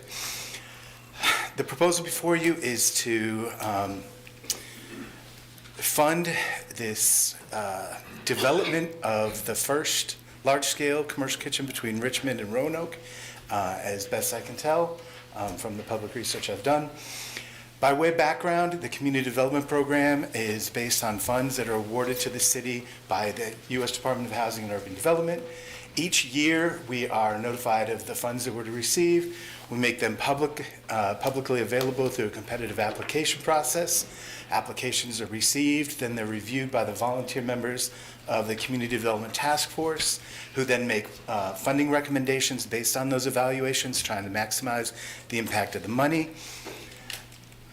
We take those recommendations before the Planning Commission for input and review, and with their approval, we bring them before council for 2 public readings, and then a choice is made. During the application process for the current program year that is currently in effect, there was a council set-aside approved in 2022 for a certain amount of funds to be dedicated to public facilities and infrastructure improvement. It's a kind of an ongoing set-aside priority by council. We may want to talk about that going forward. But that money was set aside. No applications during that round were received for public facilities or infrastructure improvement programs. So as part of the current annual action plan, there was a set-aside for that money for a project to be determined later. That action plan then is approved by council. It is then submitted to HUD, who evaluates it. It was approved by HUD shortly after approval by council here. We began to scan the community, try to find projects that were related to community benefit activities that were related to public facilities and infrastructure as defined by HUD. Took a while to kind of find something. One of these projects came forward. Again, this money has already been approved as the current annual action plan and been appropriated. There's no new appropriation action that needs to take place tonight. The proposal before you now is to approve the Beacon Shared Use Commercial Kitchen Infrastructure Enhancements Program and to award New Hill Development Corporation as the recipient of the previously approved funds. As the project has been developed, as often happens with construction projects, unanticipated developments were encountered. Specifically, a construction budget was developed according to a mostly final site plan. The final review of the site plan called for some increases in sewer, water, and electrical lines to connect to municipal lines. And so those increases drove up the price. This is a project that is currently underway. I visited the site very recently. It's in a very historically important site in the Belmont community. We have had problems in the past with facilities and infrastructure programs, getting them off the ground. This is actually underway. This money will help to bridge the gap between the money that is currently available to facilitate this project and the money that is needed. It will directly go to installing the increased water, sewer, and electrical lines that connect municipal utilities. There's several ancillary benefits, not least of which is that they will become a new annual contributing to the public utilities fund through public services. I will make myself available to any questions if anybody has any. Thank you, Anthony. I'm really excited about this project. It's good to see that it's moving along. I think that this is going to be just incredible opportunities for many, kind of the incubator for many businesses. So I'm really excited about this, and I'm glad we could see these funds proposed for this project. I know Yolanda is here if we have any other questions, but is this a public hearing? I mean, yeah. Yes. Before we open up, just any clarification questions from councilors? Yeah, I had, hello, thank you for that. Just trying to remember, well, first of all, I support this. Secondly, I can appreciate getting into construction and finding that you have things that come up and your original budget couldn't handle it. And it seems like this is a creative way to respond to that need. But can you or Mr. Engel or someone or Mr. Sanders help me remember? So we funded this kitchen using ARPA money. Okay, and then there were some other funds that the New Hill folks brought to it as well? Right, so we were able to allow Ms. Sorrell to come up and offer any additional information, but the city invested $500,000 from ARP funds. The request initially was almost $1 million, I believe, for what the desired amount was, but we brought that information forward to council, and you made the decision to invest $500,000 into the project. I'll also add, in regards to us being at this juncture, that one of the pieces of advice that I gave to Ms. Harrell was to go and meet with Utilities and Public Works to get some sense of what some of the various connections would be, and while we thought we had anticipated as much as we could at that time, once they started doing their work is when they later found out from us, the city, that there would be additional costs, and that is what the source of the overrun at this point is, I would say, from what I understand. But go ahead. Yeah, that makes sense. That's correct. Okay. So, obviously, when we first started putting our budget together for this project, that was a couple of years ago. Right. And as you all are very much aware, that construction costs have gone up considerably. I think at the time, it was also thought that normally what happens with affordable housing projects, things like tap fees are typically waived with affordable housing. That does not occur with affordable economic development. And so those tap fees, we do incur that cost. And of course, with having to, at the time that we did look at, there was obviously water and sewer and gas already running, but what was not known at that time was the volume of what our load was going to put. And so the infrastructure, although we thought would be sufficient, turns out to not be sufficient. And as a result, it adds about $250,000 to our project because of us having to dig into the street. So it's not a matter that we're just tapping in at our on our property. We're having to go into the road closures. We're going to have to repair all of that back. And of course, we've got to pay the tap fees. So we, appreciate the opportunity to be able to offset some of those costs. And can I just clarify that the amount is coming from the CDBG fund, so it's already been set aside for something, and so you're just asking for money to be taken from the something fund for this project? Yes. It is the something fund.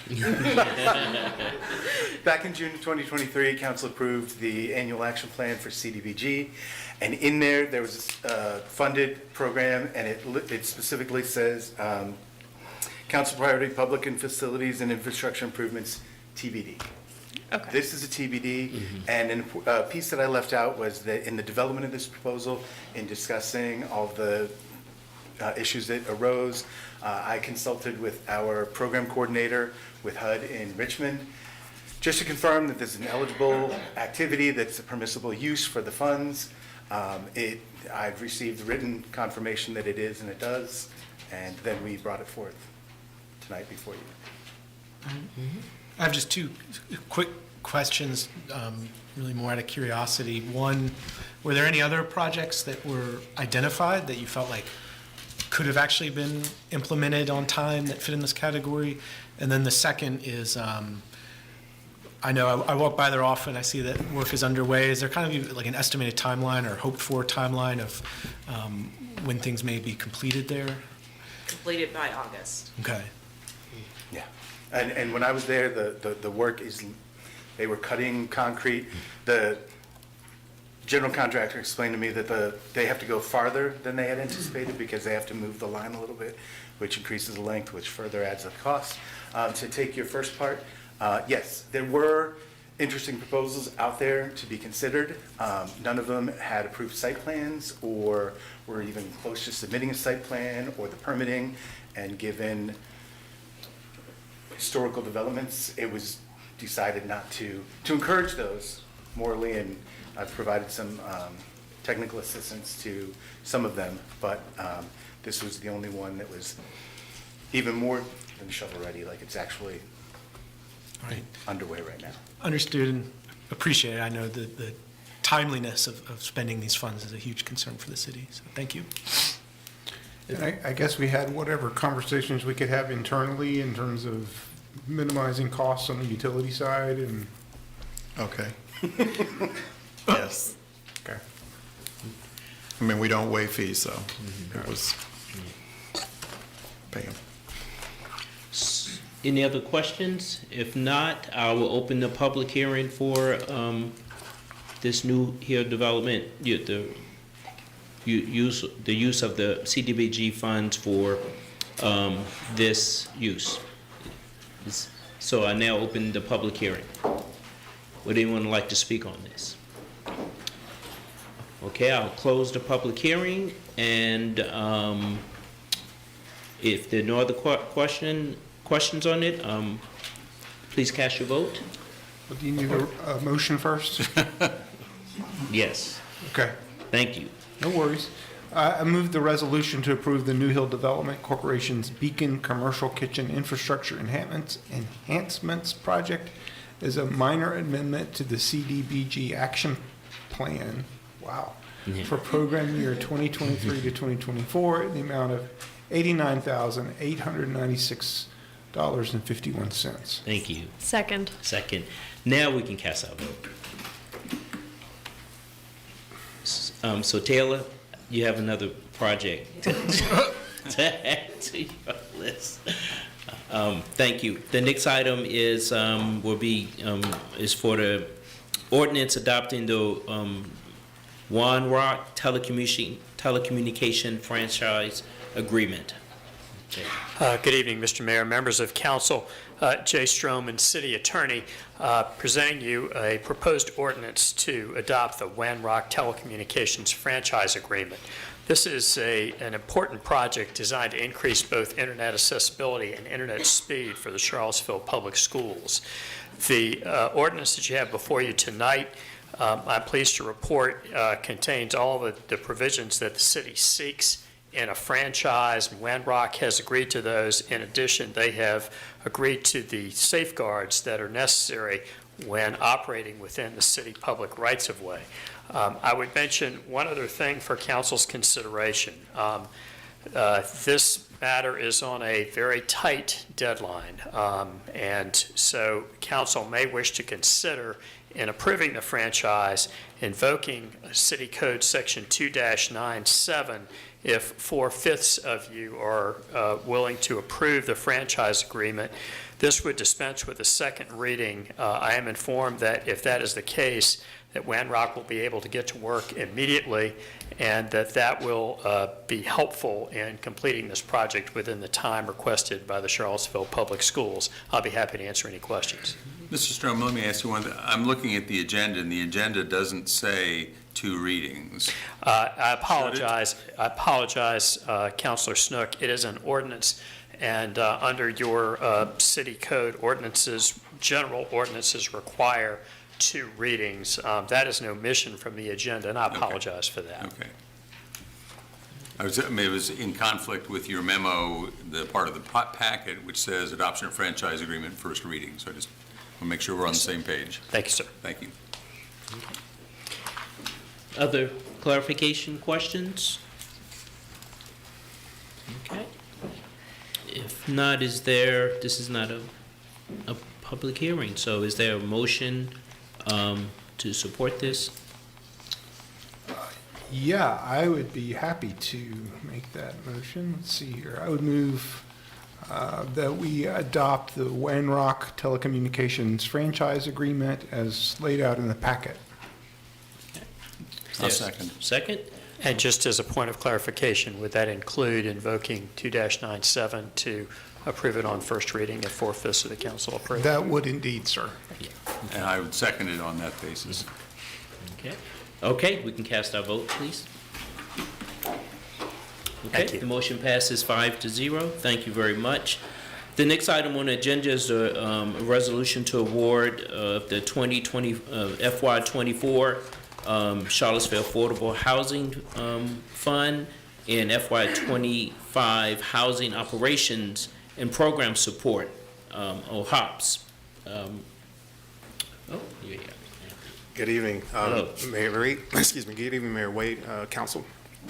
You're correct in your framing. We have a 2 resolution. Resolution A for CAF, the Charlottesville Affordable Housing Fund grants, and Resolution B for our housing operation and program supports grant applications. The CAF received and was budgeted for $835,000, whereas the HOPS was received $585,000. We received 6 CAF applications in this cycle, 17 HOPS applications. The applications were evaluated based on alignment with the city's affordable housing goals and service importance and application quality. Applications were ranked and scored individually and as a group by the committee. Funding percentages range from 56% to 100% for CAF, and for HOPS, 70% to 87%. Quick summary for the types of applications for CAF. They include rehabilitation programs, affordable home ownership opportunities, and property repairs. HOPS projects include homeless system coordination, legal aid for housing issues, and housing stability initiatives. All applications received appear to align really well with the city's vision and strategic plan.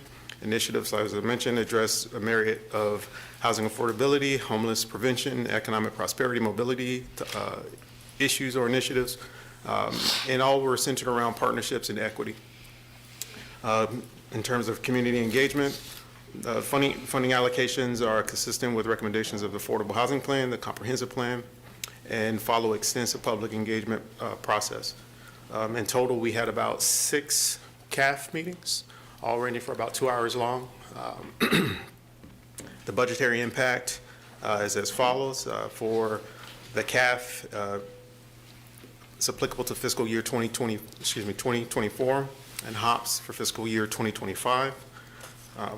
The recommendation that from staff is that council approves the attached resolutions. Again, there's 2 for the CAF FY24 and the HOPS FY25. I'll pause here for any questions or answer any remarks about next steps. So to be clear, for the CAF, it's AHIP, Community Services Housing, Habitat for Humanity, and PHA. And CRHA. CRHA. Yeah, I'm confused. I guess I don't see that. I see CRHA. So CAF, we have AHIP, the Charlottesville Critical Rehabilitation Program for $117,196.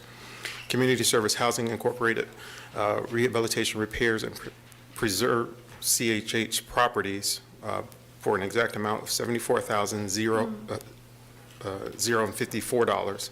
Habitat for Humanity is for their Habitat Core 2024 program. That's at $393,750, and then rounding out the CAF recommendation, it's Piedmont Housing Alliance for 501 Cherry Avenue, $250,000. Right, but not CRHA or Virginia Supportive Housing. That's correct. Okay. Does that tie into your point the other night at the VCF meeting about? Yeah, that was going to be my one comment is, Were you asking for, I'm sorry if I'm getting ahead, are you asking for discussion about both CAF and HOPS right now? We can, yes, absolutely.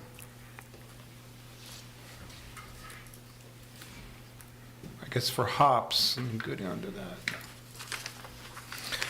yeah, my comment is about HOPS rather than the Yeah. CAF allocation. So HOPS, there's 2 to BRACs, then Community Services, Habitat for Humanity, Pacham, Piedmont Housing Alliance, Charlottesville Affordable Housing Program, and then 2 for the Haven. Correct. But neither of these have anything for CRHA. Correct, in terms of recommendations. One thing that puzzles me, and maybe you can straighten me out. I note that the CAF allocation includes, AHIP asked for $210,000, and they received out of the CAF allocation $117,000, and then they asked for $300,000 under HOPS and got nothing. What is the difference between the 2 funds, and what goals they're trying to meet, and why would they qualify in one place but not in the other? That's a very good question. With regards to the type of programs, the CAF program supports tangible projects, hard projects, whereas the HOPS grants program is an allocation for operational support, where it could be the hiring of staff, training, et cetera, to support the operational costs of a program or service. There are many reasons why an application could have fallen below the recommendation threshold for the committee. In general, the committee looked at eligibility terms of qualifications of the organization, outcomes to be delivered, affordable housing, added inventory, for example, units preserved, schedule and likelihood of delivery. There were a few repeat applications from previous cycles that in the previous cycle, they had not yet delivered on those objectives of those awards. I'm sorry, I haven't committed them all by name. I just know that that was a specific case. And cost and scalability and alignment with goals, those issues is kind of how the committee evaluated some of the applications.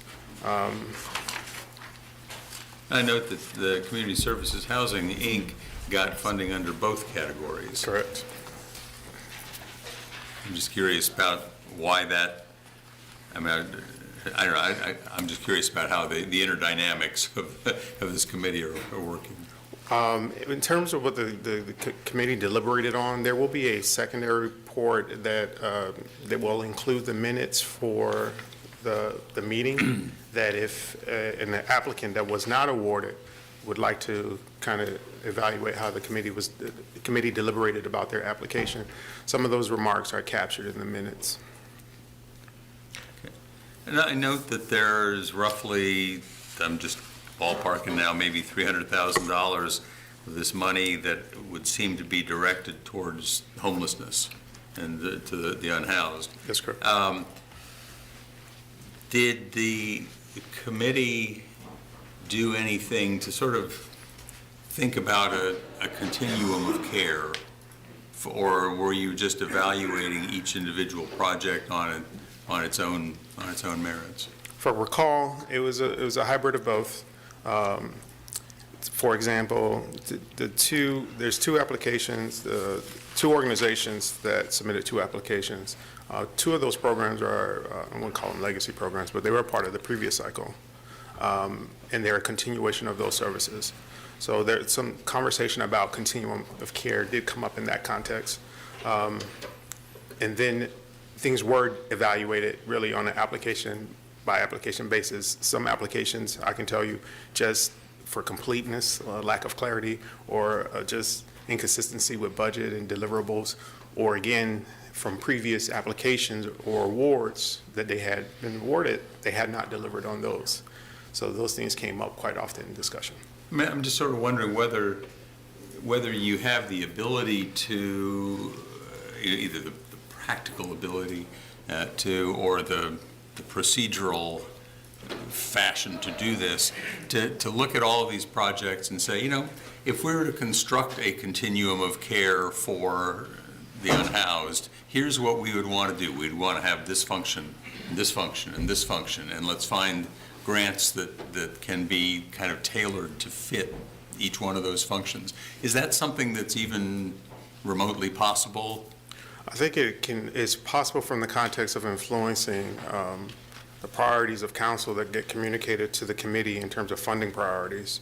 But then in a very practical conversation, we don't know if organizations are going to reapply the next cycle.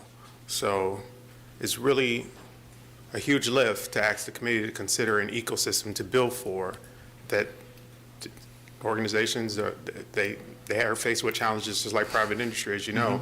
We don't know what that scenario, that picture is going to look like. But they can be informed by the funding priorities that are set by the vision and direction, policy direction of this council. Well, as a practical matter, the subtleties of how we would construct this continuum of care are not really things that council thinks about. Maybe we should be figuring out a way to bring it to us, but frankly, it's the sort of thing that we would rather put in the hands of y'all who are the pros here. So, your point's well taken, and one of the next steps for us is, depending on the action of council, and this item does require a second reading, but we do plan to have a workshop with the committee for process improvement and to prepare for the next cycle.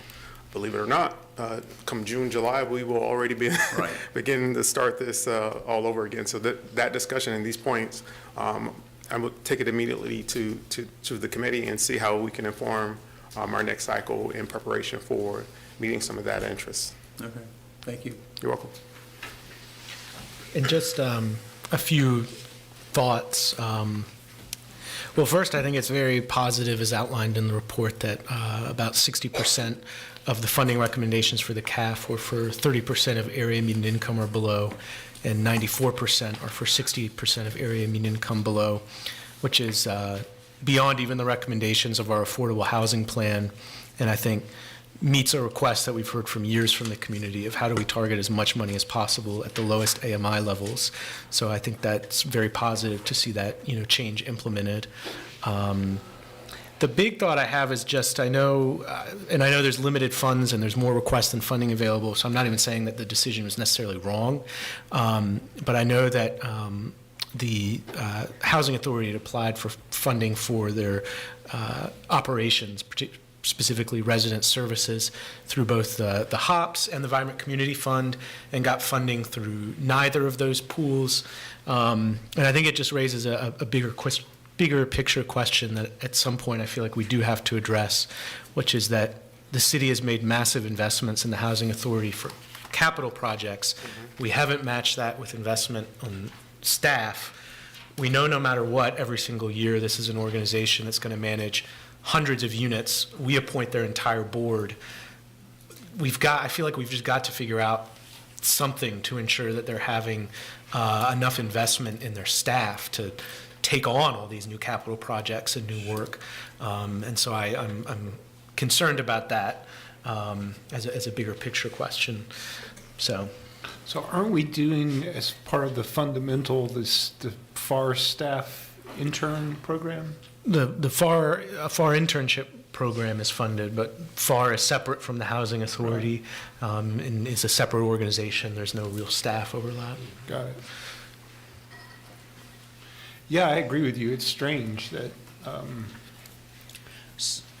Yeah, so, I mean, I don't know if it's the application. Sometimes, I know we just met last week and Hunter and Misty provide support, but if it's the application, that's something we have to have the discussion on, because it's not the first time I've heard this. So, but that's just a discussion we need to have. So.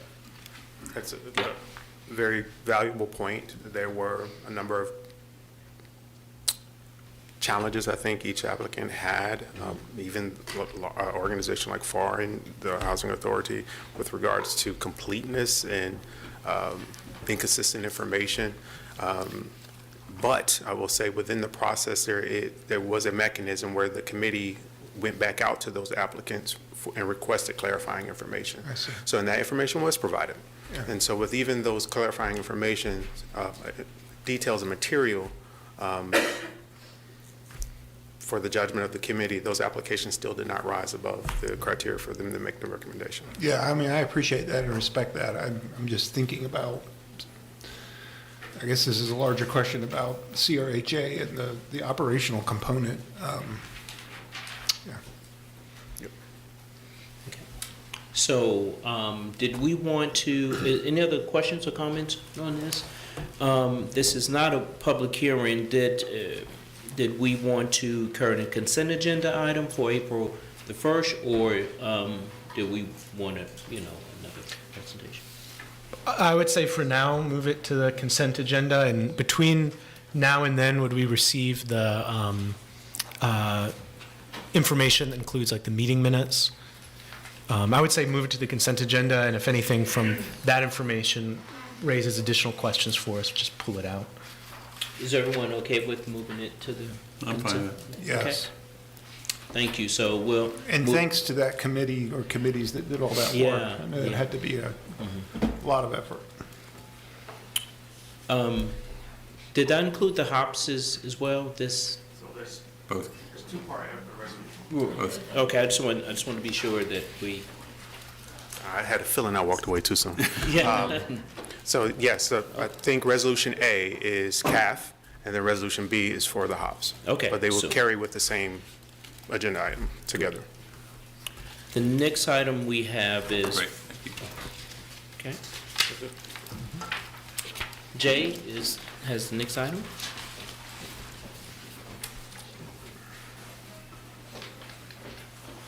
Thank you, Mr. Mayor. Councilors, the next item on your agenda is a resolution amending and reenacting the City Council rules and procedures.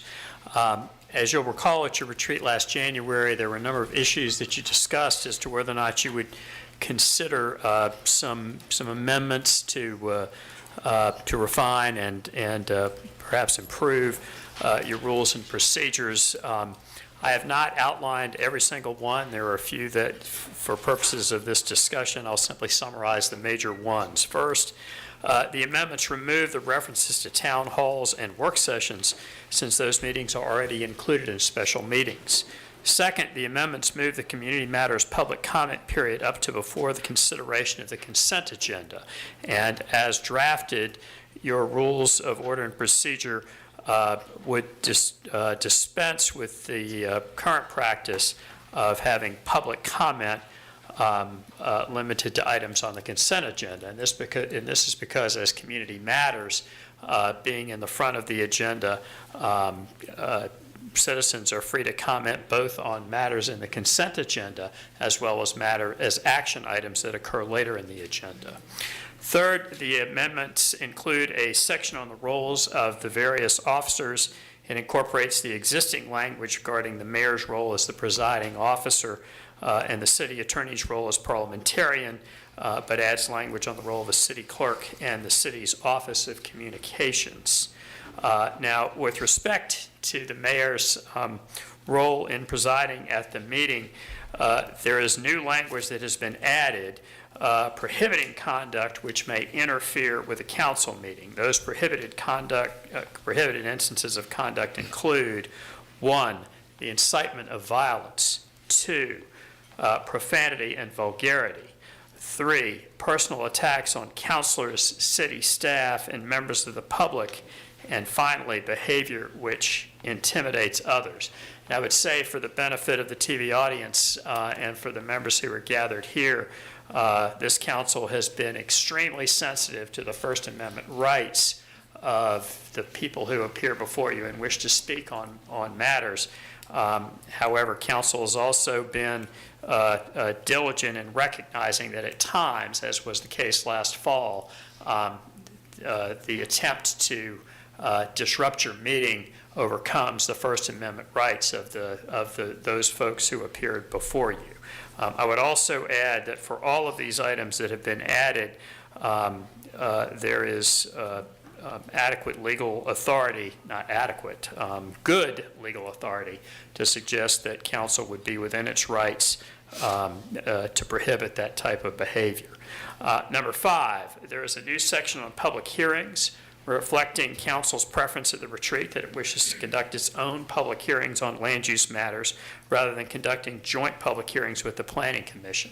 I would add that this does not prevent attendance of 2 council members at a Planning Commission meeting to observe if that's council's desire, and perhaps more depending on whether there was any discussion of public business at that meeting. And finally, the amendments delete references to all virtual meetings which have been discontinued since the end of COVID-19, the end of the COVID-19 pandemic.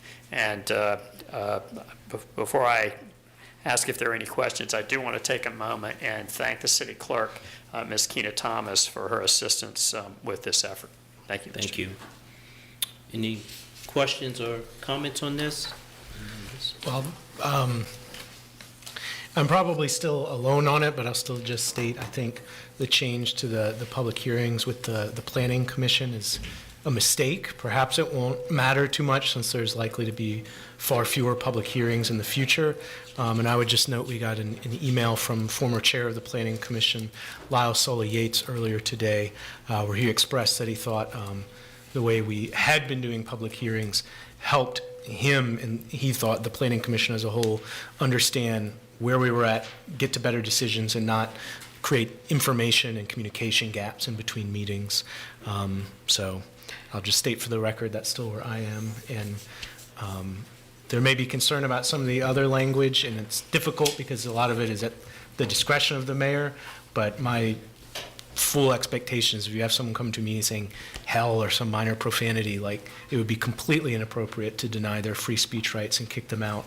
But the intention is, when we had a meeting flooded with hate speech, that shut proceedings down. So I'll just say that. Yeah. One thought I wanted to add on, sort of piggybacking on Michael's comment about the Planning Commission.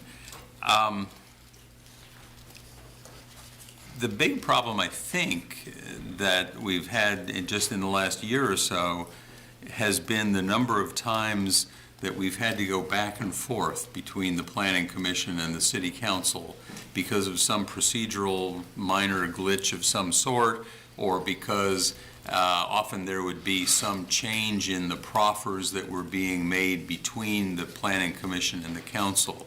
And in a better world, there wouldn't be so many proffers and there wouldn't be so many changes being made. But at least over the last couple of years, that's been a real annoyance. Yes, sir. And I would also, if I may, Mr. Mayor, Councilor Snook, I believe you're correct. And the other effect of this change is that the Planning Commission will be given the opportunity to conduct its public hearing and provide its recommendation. And so when it comes to council for its public hearing, it will have received the Planning Commission's recommendation through the Planning Commission's consideration, as opposed to the current system where it's a bit muddled isn't the right term, but as close as I can get at the moment. So it's a little bit cleaner process. For example, there are times during the joint public hearing process where the interaction between council and the Planning Commission could be viewed as again, soliciting what they think their recommendation should be. Right. And this procedure would provide some benefit in that regard. But in response to Councilor Payne's comment, I can't argue that point either. It's simply a weighing of council's preference. Other questions or comments? And this wouldn't, sorry, Jay, this wouldn't preclude us from calling a special meeting between Planning Commission and City Council for some super significant thing that we're not anticipating at the moment, but could happen somewhere down the line. Absolutely not, Councilor Oshrin. And in fact, at any time when council believed a joint public hearing was appropriate, you could move to suspend your rules and make that request. And of course, you can revisit your rules and procedures at any time. Of course. Great. Thank you. Any other questions or comments? If not, is there a motion? I'd move approval of the new rules. I thought, was this one of two readings? I should have clarified that at the beginning. This is a resolution, so one reading. Okay, thank you. So it's been moved. Second. It's been properly second. Please cast your vote. Motion passes 5-0. Thank you. Jay, you have the next item. Thank you, Mr. Mayor. The next is the first of two readings on an ordinance to amend sections 2-38 and 2-39. One of the nice parts of reviewing your rules and procedures is it took us into a review of your ordinances and some updates that need to be made now that councilmanic elections occur in November as opposed to in the spring in prior years. So this ordinance, if eventually enacted, would simply address the timing of both the organizational meeting and the biannual election of the mayor and vice mayor to correspond with state law. And I'd be happy to answer any questions. Nope. Any? So this is just cleaning up? Yes, sir. This is purely cleanup, bringing our ordinances current with not only practice, but state law, which now requires that all councilmanic elections be conducted in November. And if I might, if anybody is looking at the agenda only and not the materials behind it, and one of the things it lists here that we're discussing is an ordinance dealing with the mayor's veto. I just want everybody to know there is, in fact, no mayor's veto, and that's what the ordinance says. I hope if somebody looks at the agenda and they think we're creating a mayor's veto, sorry, Mayor Wade, we're not. The mayor doesn't get to have all the fun that the governor's having at the moment. The other thing that I wanted to mention, I'll mention it again, that part of the same section of statute of ordinances there says that the mayor is supposed to create a finance committee consisting of 3 members of council. We have never, in my experience in government, in 40-plus years in Charlottesville's government, have never actually done that. Could not legally do it right now without creating new public meeting requirements and so on. And perhaps at some point we could modify that provision of the ordinance. This is other text than what's your... It's not on tonight's agenda, but if you're looking at section 238, 239, I think it's 241 that creates the finance committee that we've never, ever had. No, okay. So this will be on April 1st. Agenda, that if everyone's in support, that you want to move it to the consent agenda, or? I support that. So do I. Support, okay. Seems fine. Thank you, Jay. Thank you. So the next item on the agenda is a new item that we have added, and that is the resolution. And we have seen this before, I'm sure, others from the emails and things we received, but we also received a copy tonight, a resolution calling for the immediate ceasefire to end violence in Israel and Palestine. And this was added to the agenda because 2 councilors, at least 2 councilors, requested to be added to the agenda, so we can just have the discussion on it. So. Sure. Well, I guess I can start. I think it's a good thing. I'm glad others agreed to include this on the agenda. I think it was clear from tonight that this is an issue we're not going to be able to avoid and need to address.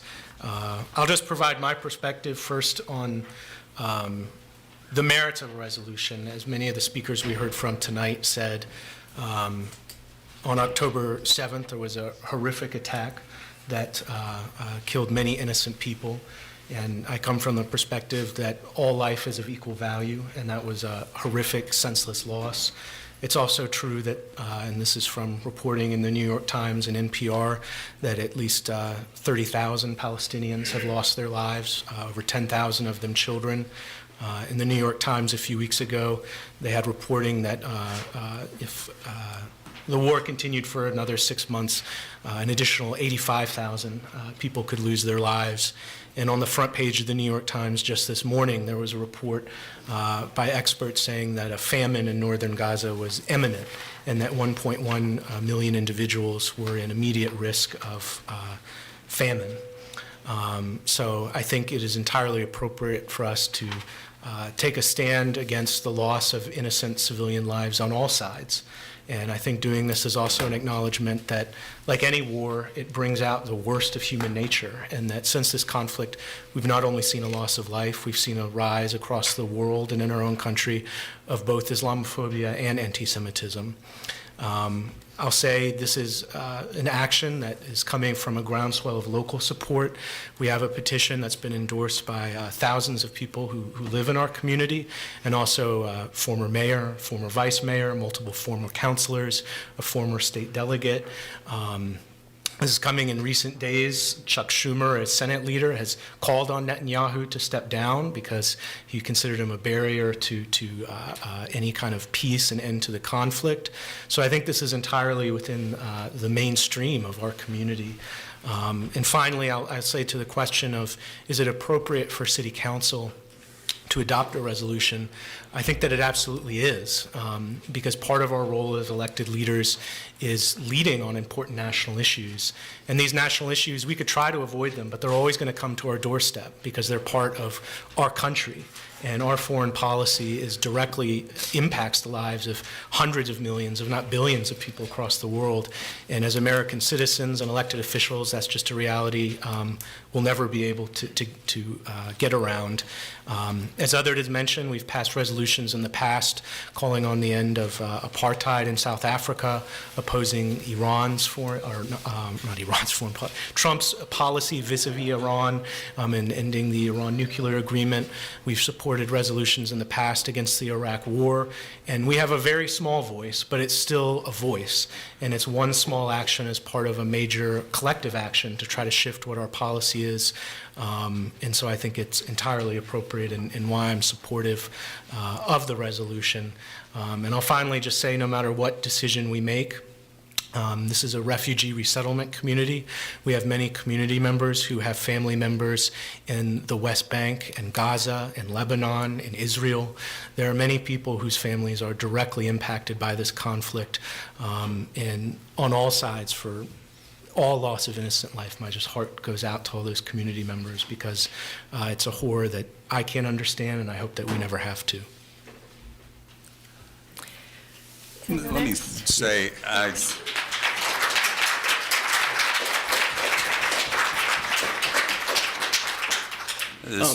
Lord Natalie. Oh, I'm sorry. I thought we were going down the road. Thanks.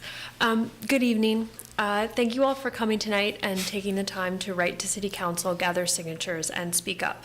This is clearly an important international matter and a matter near to your hearts, as it is for any empathetic person paying attention to the conflict. I join you in your pain about this violence, dismay at the lack of peaceful resolution, and desire to see stronger words and actions from our national leaders. Please continue to appeal to them with the same fervor that you've brought to this moment.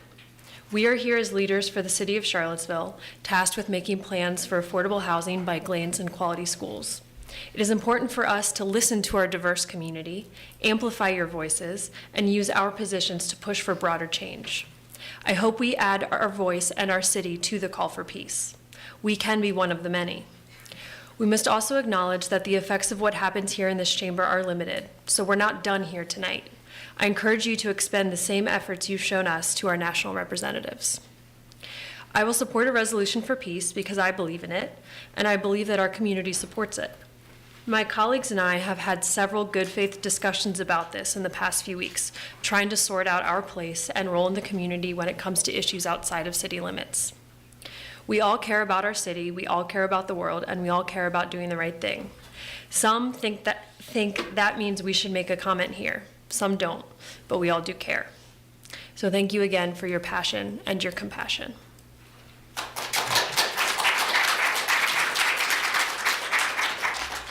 Let me respond by saying something that I suspect many people here will disagree with, and that is that I do not think it is City Council's place to be opining on matters of national and international policy.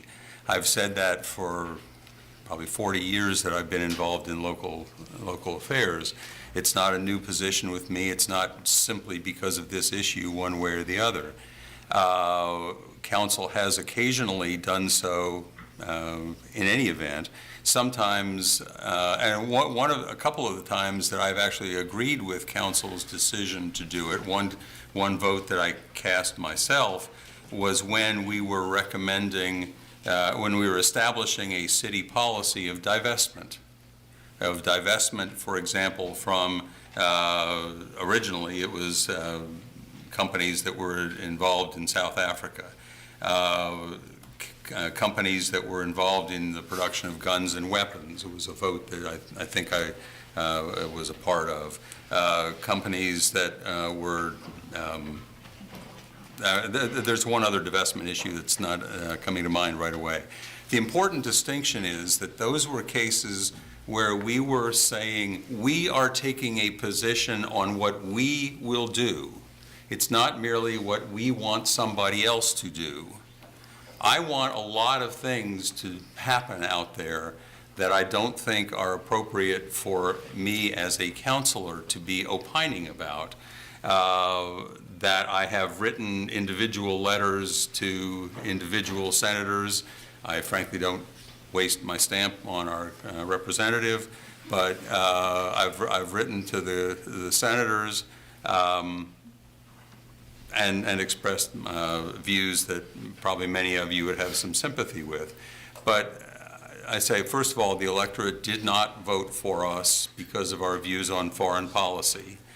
We have no competence in foreign policy. When we have issued proclamations or signed on to resolutions in the past, this is, again, something that we want, something that we intend to do. And the resolutions that I have seen, I've seen 3 different varieties, have all called for us to pass judgment on what others are doing rather than endorsing actions that we intend to take, that we intend to do, explaining why we are doing something like that. It is hard to figure out how to limit our involvement in national and international issues once we start down that path. Just looking at recent history, when our mayor a few years ago, in fact 6 or 7 years ago, declared us to be the center of the resistance completely unnecessarily, that didn't really work out very well for us. As I said, there have been at least 3 resolutions we've been asked to sign, I've been asked to sign. One seems to be intended to be more pro-Israel, 2 seem to be more pro-Palestinian. For folks on either side, the other resolution is seen by them as unacceptable. In October, when I was mayor, I was asked to push forward a resolution that was pro-Israel and anti-Hamas. I refused, even though who could be against condemning terrorist attacks and hostage-taking? Then I was asked to endorse a resolution a few weeks later that essentially called out Israeli forces for committing war crimes. Again, I refused, but who could be against condemning war crimes? Personally, I could have signed either of them as Lloyd Snook citizen, but I did not think it appropriate to sign either as Lloyd Snook mayor. We have people who are understandably mad about decisions that we have no choice but to make over things that we must decide: taxes, the budget, zoning, climate change initiatives that we are taking. And again, note on climate change, it's things we're doing, not just things we're telling somebody else they ought to do. These are decisions that are at the core of what we as a local government must do. They are not optional. We need to be selective, it seems to me, in deciding what other potential maddening topics we jump into. This is particularly true at a time when we as council, we as the Charlottesville City government, will need the trust and goodwill of the electorate on other issues. For example, if the General Assembly and the governor allow us, I hope we will be able to have a referendum on whether we can impose an additional 1-cent sales tax to be used for school construction. I would prefer that council refrain from getting into issues that are not directly related to vital local government issues. The last thing we need to do is to have one more reason why people are getting mad at council for whatever reason. I'll also add one other point, that when people talk about $770,000 that is being spent, it is not city tax money. It is admittedly money coming from Charlottesville residents on average. But it is not something where we or anybody else has the ability to say, we're not going to send that $700,000 over there, we're going to spend it locally. We can't do that. And that, I think, is something of a red herring. If we had the ability to do that, that would be different. The last point I want to make is that a lot of folks, and this resolution makes specific reference to it, talks about August 11th and 12th, 2017. The Charlottesville community resisted a violent attack by white supremacists against marginalized communities, including Jews, Muslims, African Americans, immigrants, people of color, and their allies. And then, despite this resistance, Heather Heyer was killed, and dozens more were injured in the attack. I was down there on August. I was in both August 11th and August 12th, and they were both horrifying events. I don't know that anybody on Market Street on August 12th was thinking about Muslims, and I doubt very seriously that there were very many thinking much about Jews. Are you out of your mind? What I'm saying is that the people who were there, the people who were fighting, were for the most part fighting about black and white issues. They were fighting about Confederate general statues, and Well, Please. actually, they did say that, Okay. but. Please, order please, order please. Let me make clear what I'm saying. We have come to recognize since that time much more clearly. I mean, they also said one other thing that made no sense at the time, but now makes much more sense. One of the chants when they had one of these events in May was, "Russia is our friend." And nobody understood what that meant, although subsequent events have probably given us some more guidance on that. The grand replacement theory really became much more obvious and much better understood in 2022. Please, let's have. And the point that I would make is simply that at the time, and I've talked to an awful lot of people about what they thought, in part because a couple of years ago I was asked that we participate in some way in having a resolution that talked specifically, actually it wanted us to talk specifically about anti-Semitism without mentioning some of the other issues, and particularly the Confederate statues.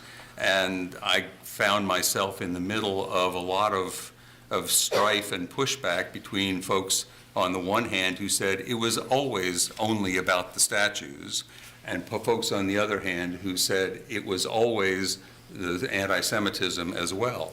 And the one thing that I learned was that in Charlottesville at that time, I think it's still true today, if there are 50,000 people in Charlottesville, there are at least 45,000 different views of what actually happened and what was actually important on August 12th. And that it is perilous for anybody to try to jump to conclusions and to try to represent as having the one answer, the one definition, what was actually happening on that day. So my point is simply that I think that Charlottesville would, I think we need to get away from the idea that we're so much the center of the universe.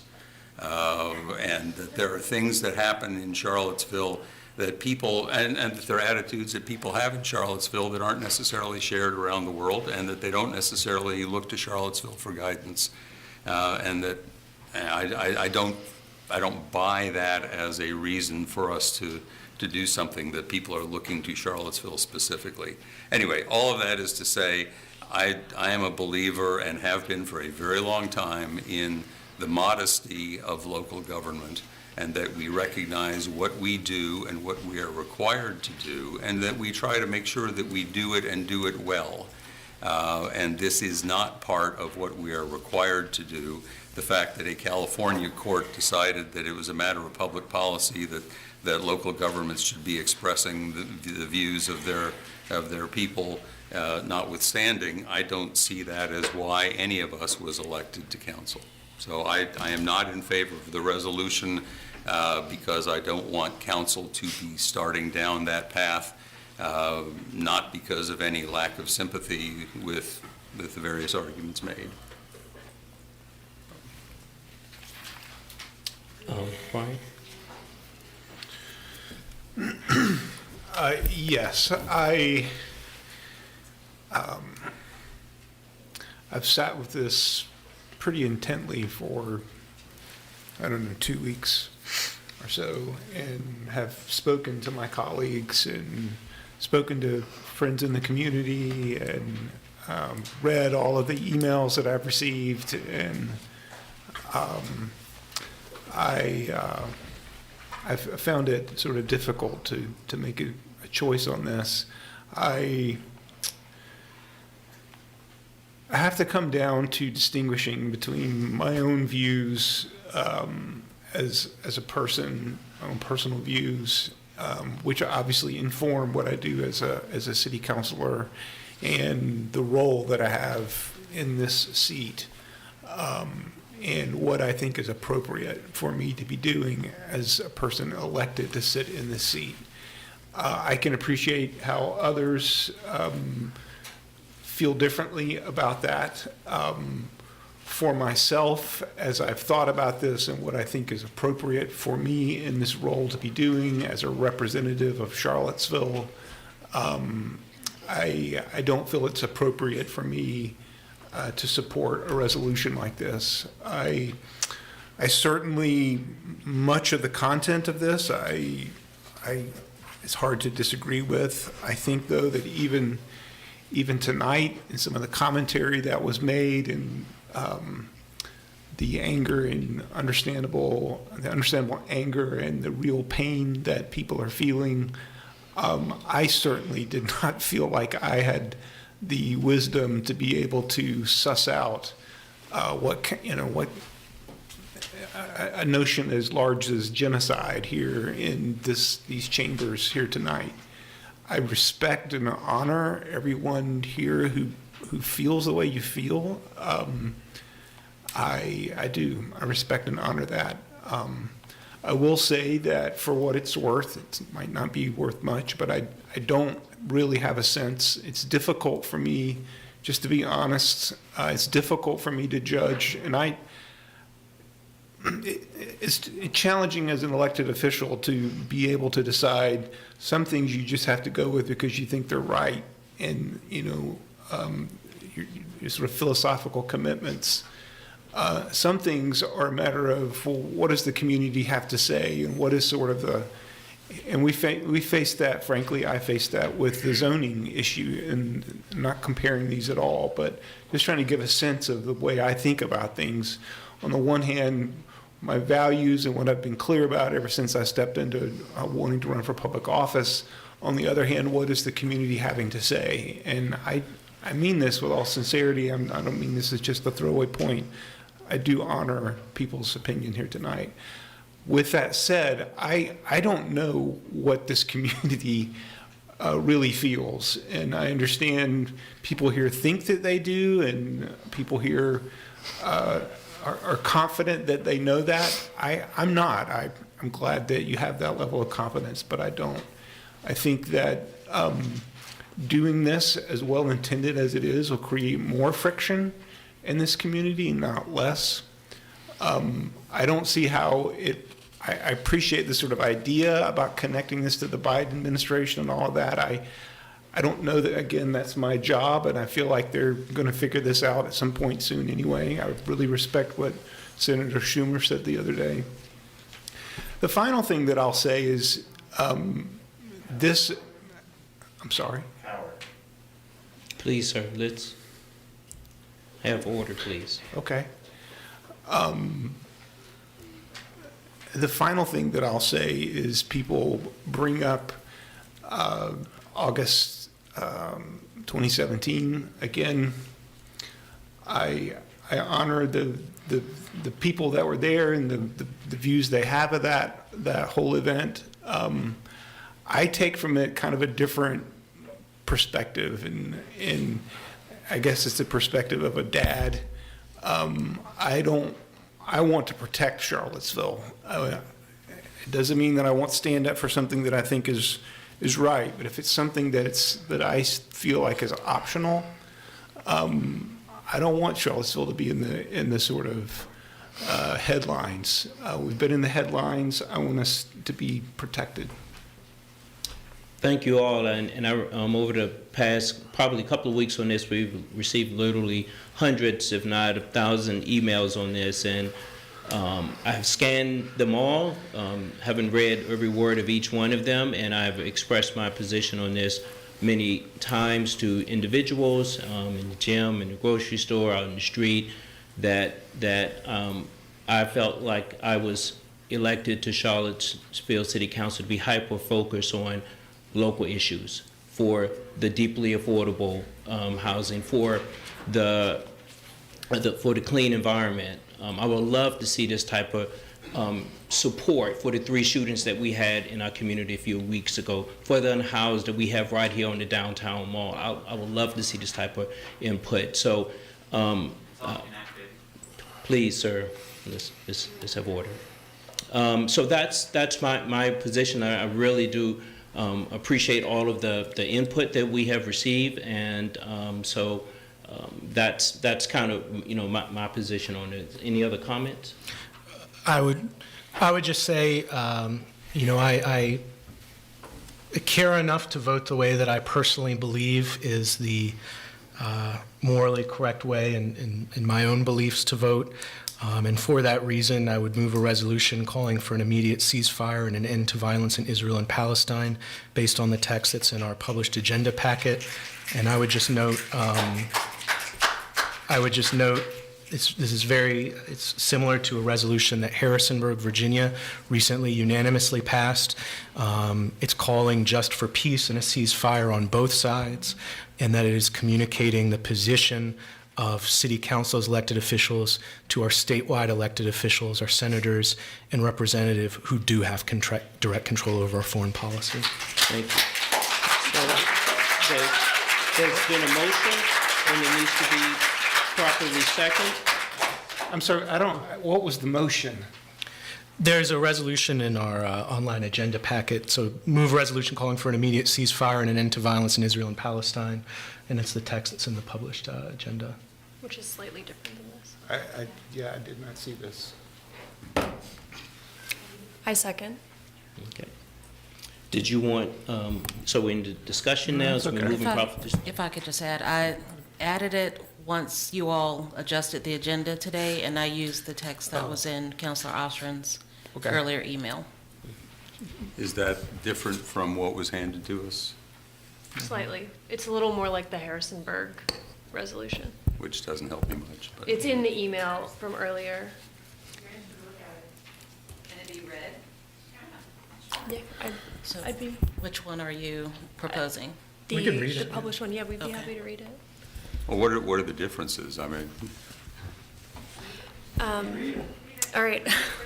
Resolution calling for immediate ceasefire. are you and reading yours or theirs? The one Yours. that's in the packet that we submitted earlier. Okay, but it's in the packet as of 5:30 this afternoon. Yes, and Let's in just the be email clear. from earlier this afternoon. Okay, but it's in the packet as of this afternoon. Correct. Yes, so it was not in the email blast that went out. So We it's not added the this one as an that I've agenda gotten. item at the 4 PM meeting, so Okay. it was added after that. You can read it. I can if you want, but. I'll do the first half, you do the second half. Whereas the people of Charlottesville recognize that all human life is precious and that the targeting of any civilian under any circumstance is a violation of international human rights law. And whereas Gaza and Israel have already experienced tremendous loss of life, displacement, and violence, and hundreds of thousands of lives are at imminent risk. Whereas the city of Charlottesville has a long-standing tradition of being a welcoming city for refugees and understanding the challenges faced by those displaced by conflict. Whereas the United States federal government holds immense diplomatic and appropriations power to save Palestinian and Israeli lives. And whereas to date, over 65 U.S. cities, including Atlanta, Chicago, Detroit, Durham, Harrisonburg, San Francisco, and Seattle, have adopted resolutions urgently calling for a ceasefire in Israel and Palestine. Sure. And whereas the billions spent in United States funding for this conflict could be allocated towards mitigating crises in our own community, including the funding of deeply affordable housing, public health, job training, and education. Now therefore be it resolved that the City of Charlottesville urges the Biden administration and all elected officials in the United States Senate and House of Representatives who represent this community to call for and make all efforts to facilitate 1, an immediate, sustained, and comprehensive ceasefire in Israel and Palestine, 2, the immediate and safe release of all hostages, and 3, the immediate entry and provision of humanitarian aid needed for the people of Gaza at the scale required to save the maximum number of lives. Be it there further resolved that the City of Charlottesville values the harmony that exists in our diverse community and advocates for the dignity and safety of all residents, regardless of religion, race, or nation of origin. And be it further resolved that the Charlottesville City Council asks the City Clerk that copies of this resolution be quickly forwarded to the President of the United States, Joe Biden, Senators Tim Kaine and Mark Warner, and Representative Bob Good.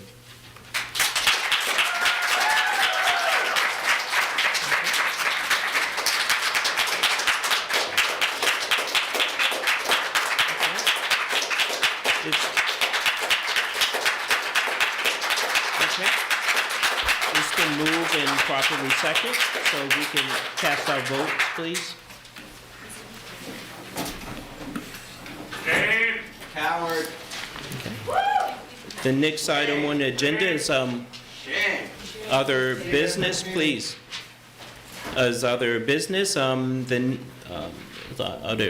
there other business from councilors? I have no other business. Okay. The next item on the agenda is next time for community matters. Anyone like to speak? Corey, you want to come up? Corey?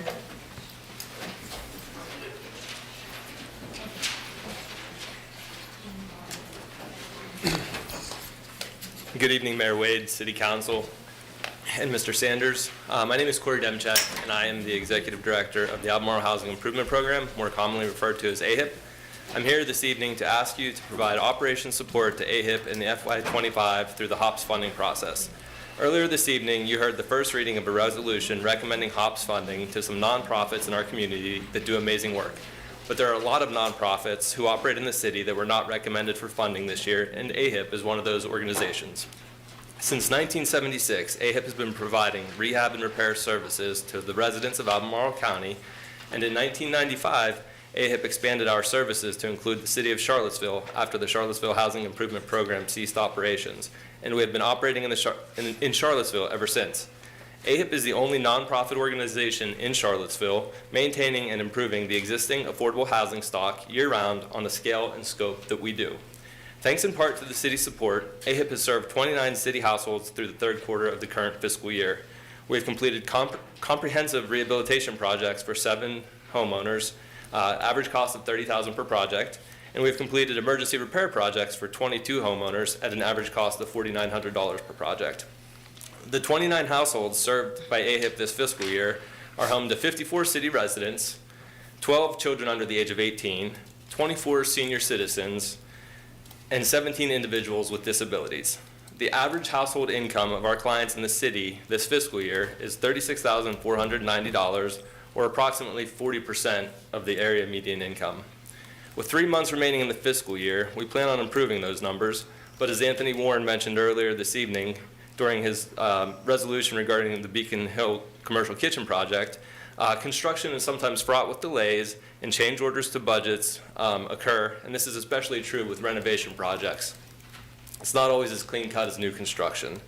In the 3 fiscal years prior to the current fiscal year, AHIP served 107 city households. 17 households were served through our rehabilitation program, and 90 households were served through our emergency repair program. Those 107 households were home to 199 city residents, 34 children under the age of 18, 82 senior citizens, and 52 individuals with disabilities.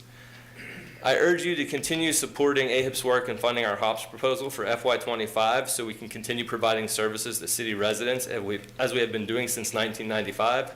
Thank you for your time, your consideration of this request, and your service to the city and its residents. I've cut short my prepared comments to try to address some of the questions that came up in the HOPS resolution. If you'll indulge me slightly, I'll try to address some of those questions. All of our projects are owner-occupied. Antoine had mentioned that there were some outstanding project funds that were uncommitted. He's absolutely correct. We had CDBG funds that were identified for the Ridge Street neighborhood. There's $32,000 out of a $64,000 allocation unspent. We struggled to find folks in the Ridge Street neighborhood. This is the 3rd year that being a priority neighborhood. We finally got permission to go outside of Ridge Street and put forth another project. Can you email us the response? Yeah, I emailed you all earlier. I just wanted to add some yeah. additional contacts. I welcome any questions later by email or by phone. Thank you. Thank you.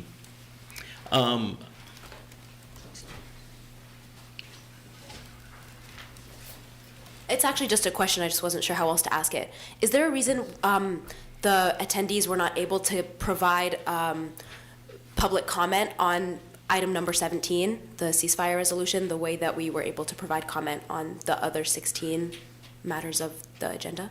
It wasn't a public hearing, and we got a lot of public input from that, over the last week. So it's accepted from the ability to have public comment the same way the other items were?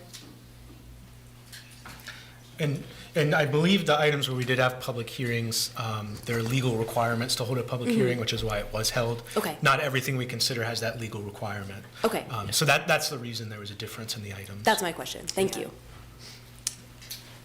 Wait a minute, Jeff. I want to get some people who haven't spoken yet. Yeah. In the event that this community returns to this space in front of you, councilors, to continue the conversation about a ceasefire resolution, my question is for Councilor Kingston. Are there elements that you would like to see changed that you think would bring you around to supporting it? I'm not going to answer that from here. I'd be happy to talk with you afterwards. Okay. Could you state your name? My name is Claire Payton, and I'm a member of CBI. Yes. Thanks. My name's Derek Bond. I own a couple restaurants in Charlottesville. One of them is the Melting Pot, and this is probably more for the city manager. The lights on the street have been out for quite a significant amount of time, and I think this sort of just goes to how big the government's getting here in Charlottesville. It took me going to 3 different departments for them to figure out who was actually responsible for changing the lights. And now I've spent almost 2 weeks contacting the gentleman that's responsible for that with no return call. So it's really disheartening when you guys talk about raising taxes and something as basic as just getting light bulbs fixed isn't occurring. We're essentially paying those taxes for services. And I would say one of them is, maintenance of a street, or, having proper utilities working, or safety of our patrons coming in. And, a gentleman said earlier about increasing revenue through people coming out more often. I think if you did things such as, create a more safe environment, or just take care of basics like changing light bulbs, you may see the restaurants have an increase in sales. Well, I know that is Dominion Power, but we will... No, it's not Dominion Power. That's not a Dominion Power? No, the city is responsible for certain lights, and that's the problem is nobody at City Hall really knows who's responsible for what. No, So I that wouldn't may say be that. a thing that the new city manager could do, is just make sure people know, what they're responsible for. Thank you. Thanks. Jeffrey. First, I'd like to say that, again, Jeff Fogel, Cherry Avenue.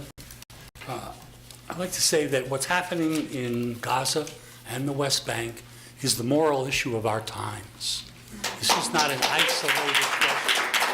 And to draw a distinction from what Mr. Linden said, we were not supplying billions of dollars to the governments of Sudan, to Russia, or any of the other places that he mentioned in order for them to accomplish the horrible things that they've done. We are doing so here and now. I hope that we will not find ourselves next January 15th listening to any of the 3 counselors who were afraid to vote for this resolution invoke the name of Martin Luther King. There are a legion of analyses by Dr. King which are applicable to this situation and which you cannot ignore. And I won't list all of them. But an injustice to one is an injustice to all. He who accepts evil without protesting against it is really cooperating with it. And I don't think that the 3 of you actually thought about that.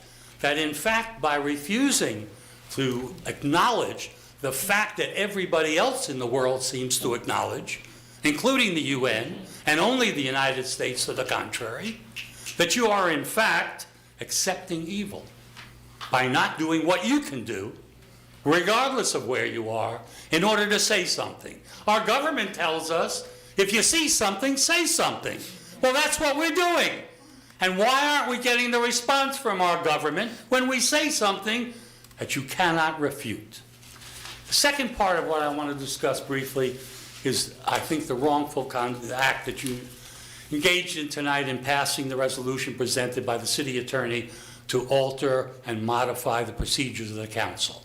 2 things. Number 1, that proposal, which you've passed, is going to restrict the amount and ability of citizens to speak. You've cut out, basically, the opportunity to speak on the consent agenda, which was an opportunity independent of other opportunities to speak. But more importantly, in my view, is the attack on the First Amendment that exists within this proposal. This city has a horrible history of the First Amendment. I've litigated 2 cases and won them both. Again, and one of them was against the city council for simply saying, we will not accept group libel, is what was the term that was used.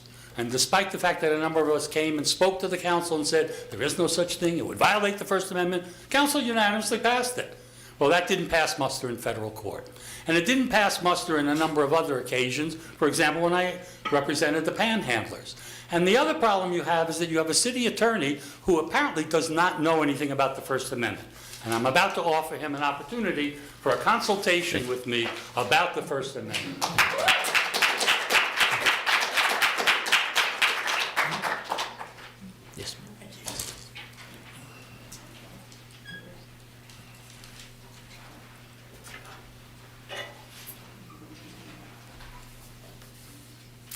Hello, my name is Melissa Levy, and I came here today, obviously, because I'm in support of this ceasefire resolution.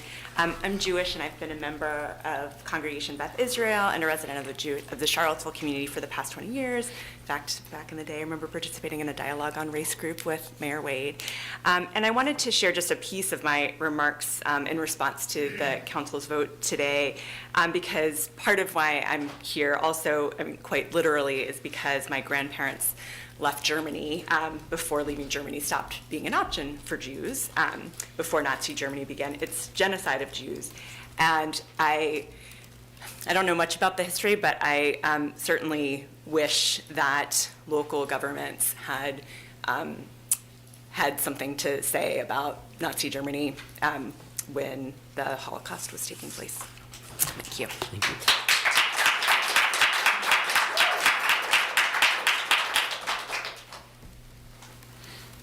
Hello, my name is Samyukta Mahadevan. I live on Allied Street, and I'm wearing my Virginia sweatshirt because I think it's important that I mention that I work at the Institute of Democracy, where I spend hours and hours of my time trying to convince students, faculty, staff, and members of our community that it is important to participate in our democracy and that civic engagement is a privilege that we ought to take advantage of.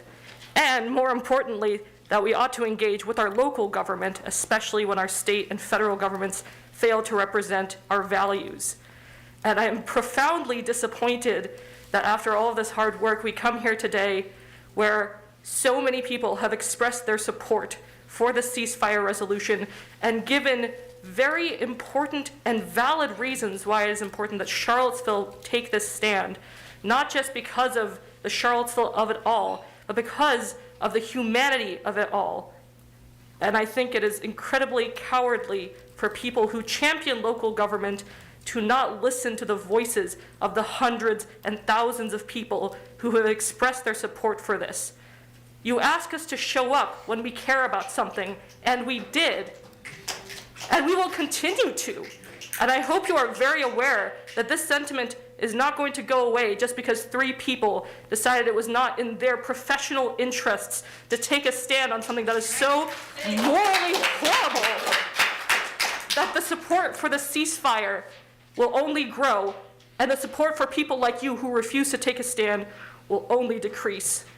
So please keep in mind that your position as elected officials is important to our democracy only if you are for and by the people, not hearing them and rejecting their will. And I want to thank Council members Oshrin and Payne for taking a moral stand, and I hope that you continue to do so because it shows us that we are fighting a good fight and that we are being heard by some who share the values. So please know that we are not going to go away, and this is only an issue that is going to become more and more important to the members of this community, and I hope you will listen to them. Thank you.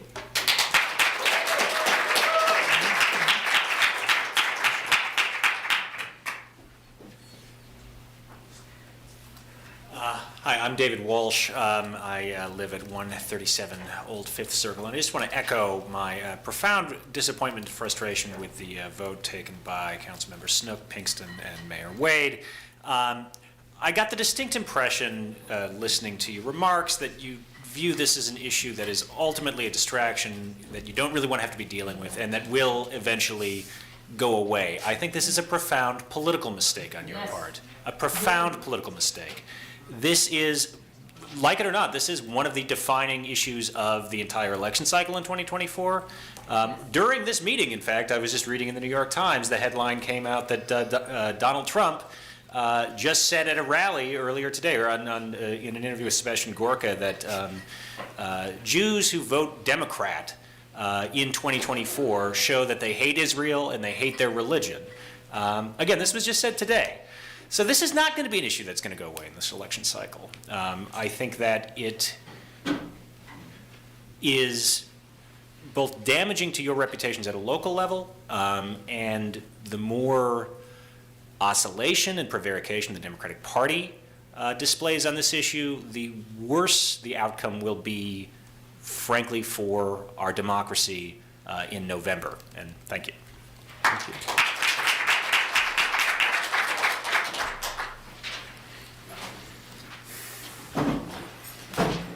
Hi, my name is Jess Mink. I live on Lyons Ave, and unlike many members of this space, I'm not Jewish. In fact, my relatives come from Germany.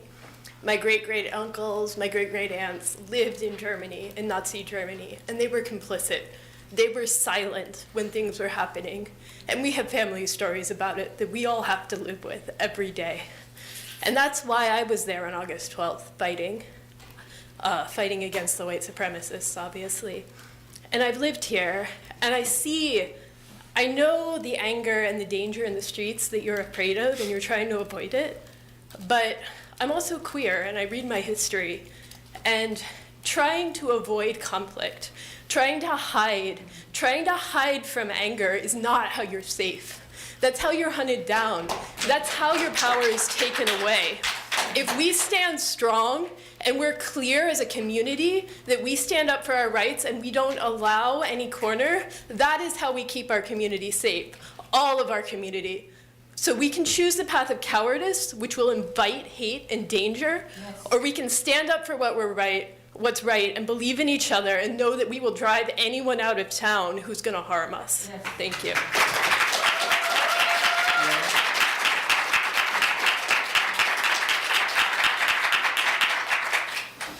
Hi, my name is Laura Goldblatt. I live in Belmont. I first think we need to correct a few misconceptions. 25% of the world's Muslim population lives on the continent of Africa. So any black-white issue necessarily has to involve people who are Muslim, and that says nothing of the many black Muslims who live in the United States. And alongside thinking about the ways that we tell history, I've had meetings with many of you about this issue where you have told me proudly that you're so glad that we took down the statues, that was clearly the right decision for our city.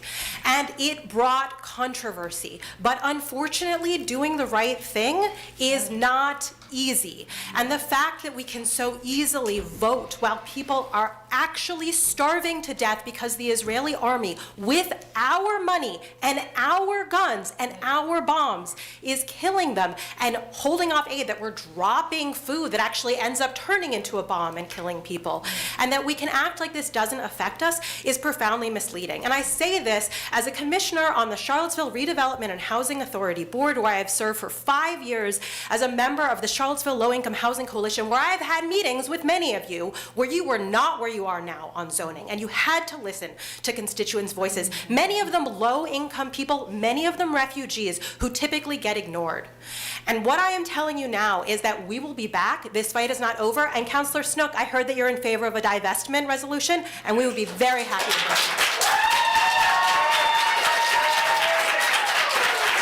Are there other speakers?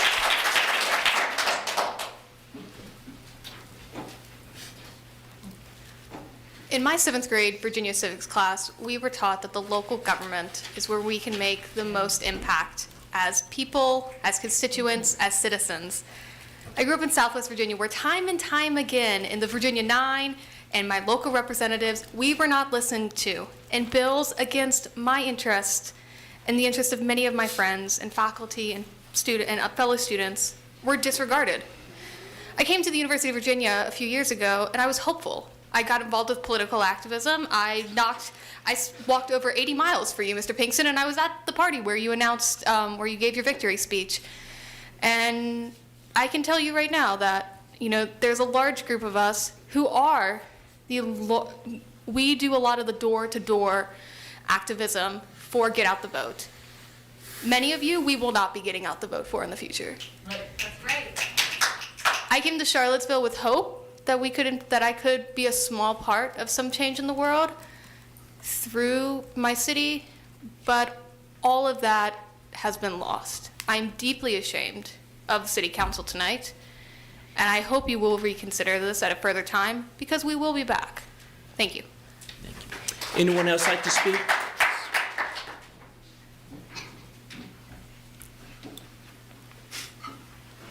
Hi, my name is Stephanie Gunst. I live in the Fifeville neighborhood of Charlottesville. I want to acknowledge, in living in that neighborhood, obviously we acknowledge that we're on Monacan land, but as a white person, that I live currently in an historically black neighborhood of Charlottesville. And that has been getting increasingly gentrified in the 12 years that I've lived here. The specific point I wanted to make today was in response to Councilor Wade.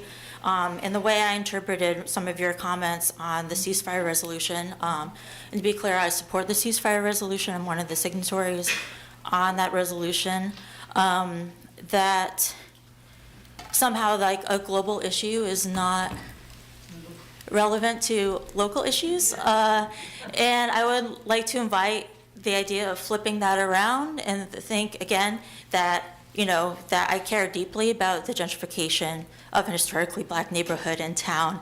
And I think that is extremely analogous to the displacement of Palestinians in Gaza. And I invite us to really think deeply about what local issues mean with respect to what global issues mean. Thank you. Thank you. Others, anyone else like to speak? Kevin?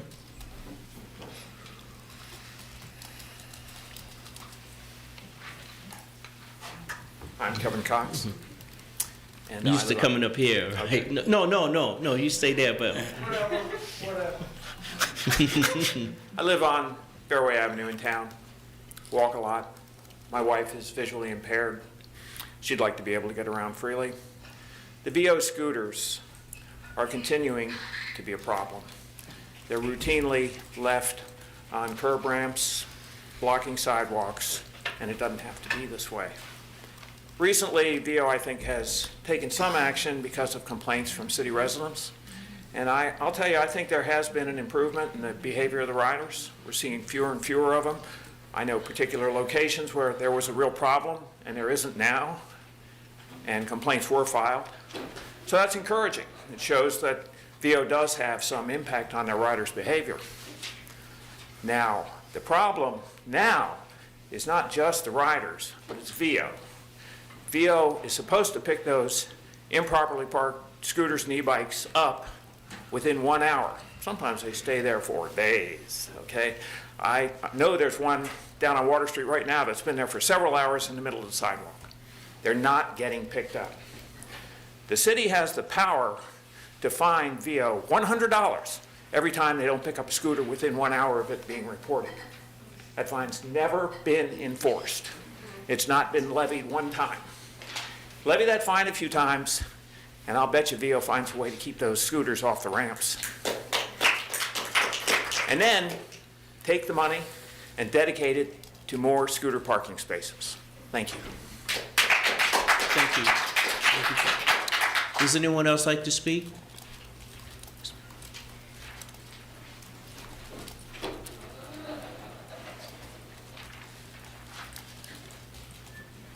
Hello, my name is Elissa Kaufman, and I also live on Lyons Avenue. I'm not sure what I'm going to say yet, so if you'll just give me a minute to figure it out.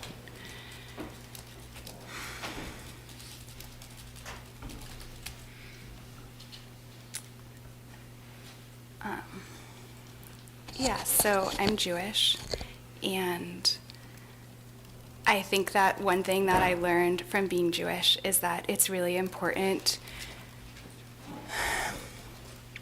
not just from being Jewish, just from life. One thing I've learned is really important is to do whatever you can to do the right thing.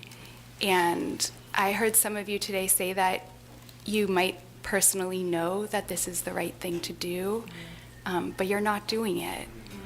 And yeah, shame. And also, does that hurt? Doesn't that hurt you? Because it hurts me when I know the right thing and for whatever reason I don't do it. It weighs on my conscience. I don't sleep well. I feel anxious. Conversely, when I'm standing with community who's supportive and we are clear about what the right thing is and we do it, that feels incredible and powerful, and wonderful change has come from that. So I guess this is an invitation for you to change your mind and be on the right side of history when we come back a month from now or perhaps sooner. And to your point about it seems like we're clear that the majority supports this, but you're not. Maybe what you haven't seen is people organizing carpools to drive up to Washington, D.C. to speak to our national leaders on this cause. We're not doing that. Like, I call the senators and the congressperson regularly. It doesn't feel as good as being in a room where we might actually be able to do something. Like, I've left voicemails, fine, but like, let's do it. Like, let's pass this resolution. It's not, then you can worry about other stuff. I want you to worry about other stuff. I want to show up to more city council meetings to get other stuff done. It feels good to do the right thing. Like, I guess that's my message. Just like, do the right thing. You know it's the right thing. You'll feel better afterwards.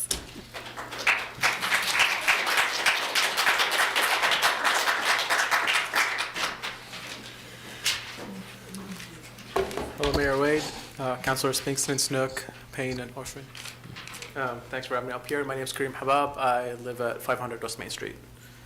I had a whole speech prepared earlier, hoping that you would vote for this resolution. But your vote and reasoning, three of you, is pathetic. This is not a matter of policy, but a matter of humanity. I feel sorry for you if you think this topic is too controversial for our local government to consider. We need to have the backbone to say killing innocent people is bad. Thank you, Councilors Payne and Oshrin. The rest of you, your opposition of this is complicity in the suffering of tens of thousands of innocent children's lives, women and men. And as much as it pains me to do this, as it has been a huge passion of mine, serving on the Planning Commission, advising you on matters of zoning, but effective immediately, I'm stepping down from my role on the City Planning Commission, as I cannot in good conscience continue to serve in my role, the City Council that cannot uphold the basic value of human life. I hope when this comes around again that you do the right thing. Thank you.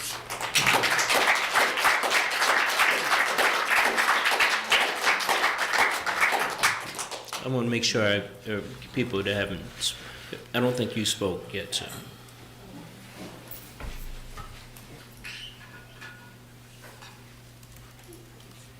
Hi, my name is Noah Solomon. I live in Belmont. I'm relatively new to Charlottesville, and this is my first city council meeting. And I've got to say, you know, I was listening and taking in the words of everybody who spoke today, the inspiring words of everybody who spoke today. And I'm just terribly disappointed at where we've ended. I think those who voted against this resolution, they didn't just vote against this resolution. They voted for the status quo, which is the genocide of the Palestinian people. There's no being neutral. There's no for the resolution or for nothing. There's for the resolution or for the status quo. And I think those who voted against it need to think about that. Second thing I want to say is that, you know, when I said the word Charlottesville, moving to Charlottesville, Charlottesville, the town wasn't invoked. Charlottesville, the incident was invoked. If we seek to change the reputation of Charlottesville nationally, internationally, putting forth a vision of a community that's welcoming to all peoples, that cares when there's immense suffering to which we as American taxpayers are contributing, this is the kind of resolution that we need to stand behind. Yes. That's all I have to say for today. And again, I want to echo, we'll be back.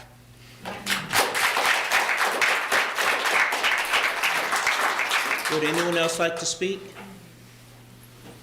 Oh, I'm sorry, she hasn't spoken.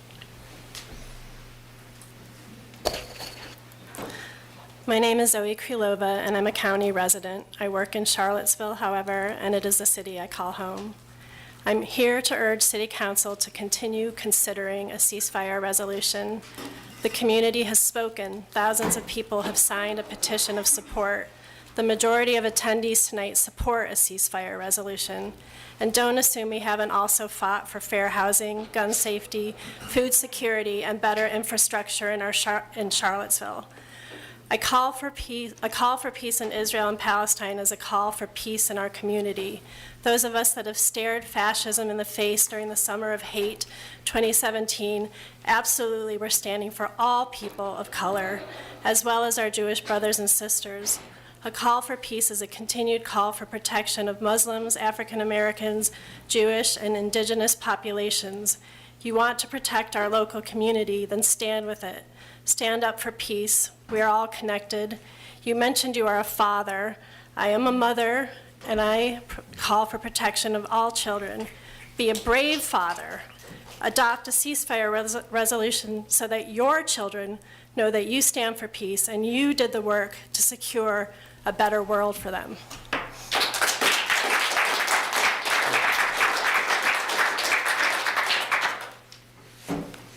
Hi again, I'm Jonathan Katz. First of all, I really want to thank Councilors Payne and Oshrin for your bravery tonight. Obviously, this is not an easy thing. Apparently, it's a wrenching thing for some people to do, although you guys seem to have had no real problem with it. But that kind of moral clarity is very important, and we treasure it in the community. For everybody else, the thing that there's many things that I don't really understand here. One of them is that no one tonight, none of the three councilors who voted against the resolution, nor the one person who came to the meeting to speak against it, spoke against the resolution. Everyone claims that they're on board with the principles of the resolution. So either these are the two possibilities. I'm not trying to accuse anybody of anything here, right? Either you're lying and you actually don't agree with this resolution at all, and you think that there should be a genocide in Gaza, you think that everything that's happening right now is great, you're sort of where Joe Biden was like a couple months ago and not where like Kamala Harris and Chuck Schumer are now, or I don't know what, you guys are just hiding the ball, which is really, it's very, very frustrating. The other thing that is, but I do want to thank you guys for something here, which is that you have given many people in this community something now to fight against and a reason to continue organizing. And I was very serious what I said at the end of my remarks, that like the best thing to do if we have all of these other things to do, and you do have many other things to do, there are other things that, in fact, all of the people who are engaged in this movement are also engaged in the community. In order to move on to those things, why not just pass the resolution now, call it a night, and move on? Instead, you have decided to make this a much larger issue in our community than it would have been otherwise. And again, maybe for that I thank you, because you're giving people something to organize around, you're giving people reason to pack future council meetings, and you're giving people reason to continue filling your inboxes and your phones and your mental space with reminders of what is actually happening in the world. So for that, I thank you. I don't think that you've done yourself, and I don't think that you've done the city a favor here. You certainly haven't done the world a favor, but from the perspective of people who are trying to organize here, you have given them something to organize against. Thank you.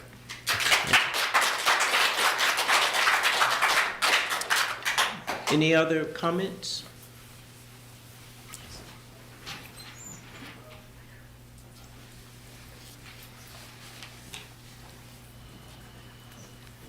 Hi, my name is Nejwa Leben. I live at 760 Walker Square in the city of Charlottesville. I had a prepared statement, which was maybe more appropriate before you voted. I'm going to read it anyway because I wrote it and you should have to listen to it. But I would also like to say that you say that it's not your job to opine on foreign affairs. I think it's not your job to opine on anything, to be quite frank. I think it's your job to reflect the interests of your constituents. And I think if your constituents think it's your job as our elected officials to vote on this ceasefire resolution one way or the other, depending on who shows up and who signs the petitions and who does what, then you should be doing that, not deciding whether or not it's your place. We have made it your place. We have asked it for it to be your place. So I'm a medical student here at the University of Virginia, and therefore will be focusing my comments accordingly, and I'll be speaking fast to fit it into 2 minutes. Over the last roughly 5 months, we've witnessed Israeli military aggression on the healthcare system in Gaza at an unimaginable scale. Due to the intense bombardment and siege, only a few of the 36 hospitals in the Gaza Strip remain functional. Even then, only partially and at over 200% capacity. This is in addition to serving a dual purpose as a shelter for the almost 2 million internally displaced and now homeless Palestinians. Hundreds of healthcare professionals, hopefully like the ones I am going to become in the future, have been murdered by the Israeli occupation forces in Gaza, and hundreds more have been abducted or arrested in blatant violation of international law. The total and suffocating blockade imposed by Israel on the Gaza Strip, which predates October 7th but has intensified since then, has prevented almost all influx of food, water, fuel, electricity, and medication, which has resulted in a disastrous humanitarian crisis, including catastrophic dehydration, starvation, and disease.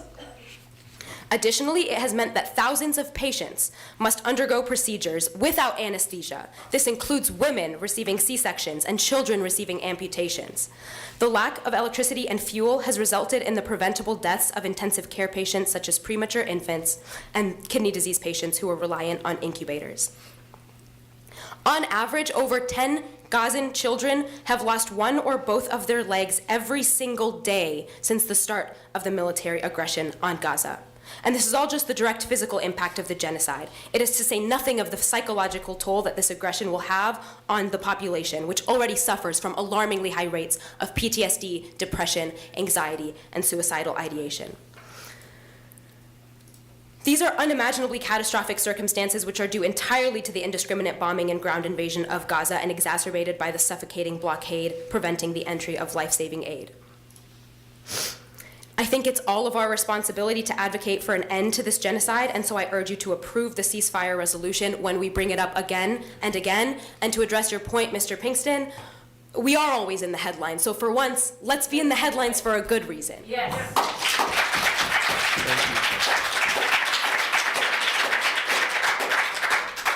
you. Other comments? Thank you all so much for your input. It's been a difficult meeting.